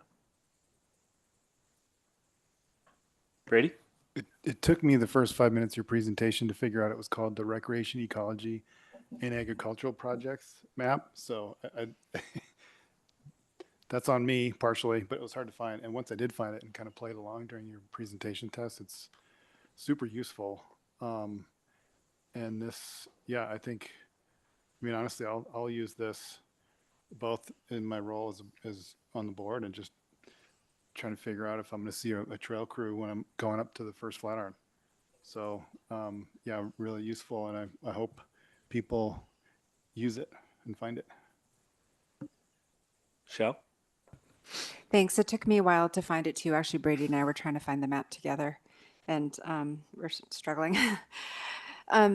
I like this map. I was able to figure out what's actually happening on the trail that I use quite often, and now I know. So that's cool. I was wondering, and I was going to ask the trail crews, but they seemed really busy, so I was like, I don't need to bother them. But I was curious what's happening, so this is pretty cool. Will you be able to overlay pro forma 2026 as well? We have been Or doing it it's- on an update every year process where we sort of start fresh every single year. Phil and I had discussed having it be more of be able to see back in time, but thought that might take away from the current projects a little bit. Yeah. But like once the budget is approved and we know that it's going to happen, I wonder if you could, I guess not until you have the shovel in the ground, would you put it in here? I better understand your question now. So one of the things we did this year in updating this was we set it up where there's now a form that staff members can fill out when they have a new project, and then that will prompt me and the communication person to review them and then put them in the map a little bit more easily. It had been a spreadsheet before. Okay, thanks. So Tess, one of the things that came up, well, the board and staff got out on the open space a couple months ago. I think we were up at the top of the Cragmore connector, and Brady was talking about the value of storytelling and how, some people might do an exhaustive search of the maps and the trail before they leave, but a lot of people might get out on the open space and then realize they have some questions. And I was wondering if you think about that at all, because I think one of the things Brady was kind of pointing to and a lot of heads were nodding was, what if, there's a really cool project going on in a particular place and, you could access the information about that project through your interactive map, but could you also put a QR code on, the little sign, like to learn more about the project that you're about to walk through, or the reason why you're not allowed to walk here because of a raptor closure, hover your phone over this, and then it would maybe go directly to the work you've already done. And, I know that's extra going out on the open space and putting a sticker on a sign and then remembering to come take it down when the project's over if it's a temporally limited thing. But, is that something that's sort of on-site storytelling for people for whom the questions only come up once they get out there? Is that something that you think about as part of your storytelling? We do that to a limited degree with larger projects. Like I know Marshall Mesa has its own website, and so the signage at Marshall Mesa can direct people to the Marshall Mesa specific project page. There's definitely a balancing act between providing information, but also doing it in a way that's sustainable for our work group. Mm-hmm. And I would piggyback. So one of the things, and Tess has actually been our champion, one of our champions on the accessibility law, and a lot of that encourages voice readers and audio and other ways of presenting information. So we've been in a process of auditing and remediating all of the places that we don't currently have that, and updating some of our systems and making sure we're getting on the most current version of all of these technologies. So I remember the comment on the field trip and coming back, and I think maybe Brian and I were chatting about there may be new opportunities moving forward in the past we've used story maps or website pages, but there may be new tools where we can think about the way we're doing interpretive messaging and how to incorporate that on maps. So I think we're probably in the earlier days. It sounds bad to focus on like compliance first, but July 1st was the deadline for remediation. And so now hopefully we get to enter this era of doing a little bit more Mm, visioning. mhm, So that's mhm. something we'll look at Awesome. moving forward. Yeah. Thank you. Yeah. Did you want to jump in? Yeah. Just one more question. I see that you have like forest thinning in here. Do you also put in where the cows are? Is it too dynamic? It's the tall oak grass in there, or I think they might be in fuel reduction. Fuel reduction? yeah, not all the cows throughout the system, but I think there are some projects that have targeted grazing on there. But I see mowing, but I don't see. That would be It cool. says if you could see it. strategic grazing and cross-boundary pilot project. yeah, that's probably it. All around Wonderland Lake. So that's what the hatching is, Tess? The hatching is no public access. Okay. It's less clear in this map what that is, but we use that same symbology in OSMP trails and I other. actually think the Wonderland Lake project was a late decision. I don't think it had time. I don't know if it made it into this project's map because that was something we decided to do in the later spring, but. Yeah, I'm Okay. just taking a note to tweaks to make some updates, but I'm not positive. We can Yeah. follow up. Cool. I just want to reiterate, I know I'm Gen X. We were sitting here looking for this thing for 5 minutes and couldn't find it. So in this demographic, at least, renaming it something a little more clicky. Okay. Good. That's great. Would I think help. that's great. Yeah. Yeah. And we have so many. It's such a remarkable service, and I know I tout this all the time. Where our open space trail map is like one of the top clicked things in the entire organization. Right? We have so many map products, which is wonderful and can result in things getting a little buried. So that's a good. I'm happy for the feedback for us to be able to go talk about that. Sarah? Is it possible to have these maps be layers where you're selecting a layer so there is only one map? I mean, I think that is possible. Yes, and a lot of our regulation maps are designed that way where you can click on and off and add different layers. This was a product I believe that we spun up specifically for more of a communications purpose. But again, I think we can iterate and regroup as a team and talk about what some other good ads might be. Lauren, how big is our our OSMP in-house GIS team, and how does our team relate or not relate to other GIS groups within the Sure. city? Yeah. Thank you. So the IT department, this is for most of my tenure here, the IT department had one GIS person for the entire city, and that mostly supported police and fire. So what they've been working on over the last couple of years is how they want to build out their team. And so they hired a system administrator to work on servers and architecture to support the existing GIS person. But for the most part, they focus on the departments that do not have their own GIS folks. So I would say this has been a huge area of improved relationship and partnership over the last few years where we can work through role clarity, the future of data and GIS in open space. I'm very excited right before the hiring freeze, we were able to hire our new GIS manager. She actually starts on Monday. And John Morley, who is our GIS manager and served us well for the last many years, has opted to move into an individual contributor role that was vacated after retirement. So we get to retain that expertise, which we're thrilled about. And then we've got 2 senior analysts and an analyst. So what's that, 5 in total?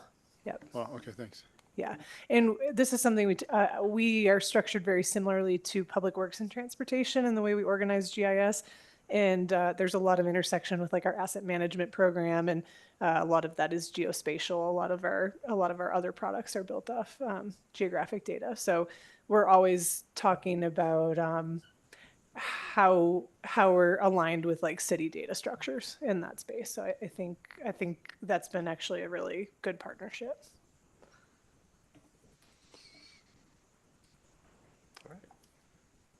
One last one. Sorry. What would be cool is if you could have an overlay of that just says, "What are you doing for fire resiliency?" and it pops up all the different things that we're going through, rather than needing to know the terms of, okay, I want forest thinning, I want strategic grazing, blah blah blah. Yeah, you're reading our mind, actually. That would be cool.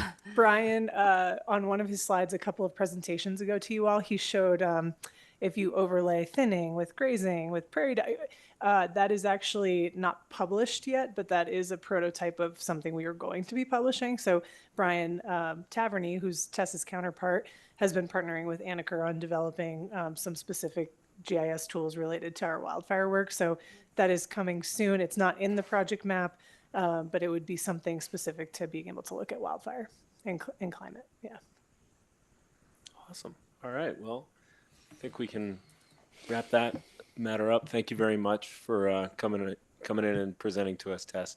Great work, Lauren. Great work, your team. Thank you. Okay, turn it back over to Dan. I think you're last on the agenda. Some good news, the Chapman, the Boulder Creek Path Bridge that will connect to the future revamped Chapman Drive trailhead has been placed, and we are expecting in about 2 You weeks. mean the bridge, Dan? The bridge. What did I say? The path, but that's Oh, okay. the path. Keep going. Oh, the bridge. The bridge is in place, and that path should be reconnected with the new pedestrian-only bridge within the next 2 weeks. So happy about that, and full steam ahead on the improvement project at the trailhead itself. So if you haven't had a chance to go there, you can see the bridge now. And in about 2 weeks, you should be able to drive over the bridge, or walk over the bridge, or ride over the bridge. So. That's awesome. Well done. And congratulations to Jeff. I'm sure that's a big deal. That's a lot of years. Yeah. That's a lot of years. Okay. Anything else, Dan? That's it. Okay. Well, then I think we can call this meeting adjourned.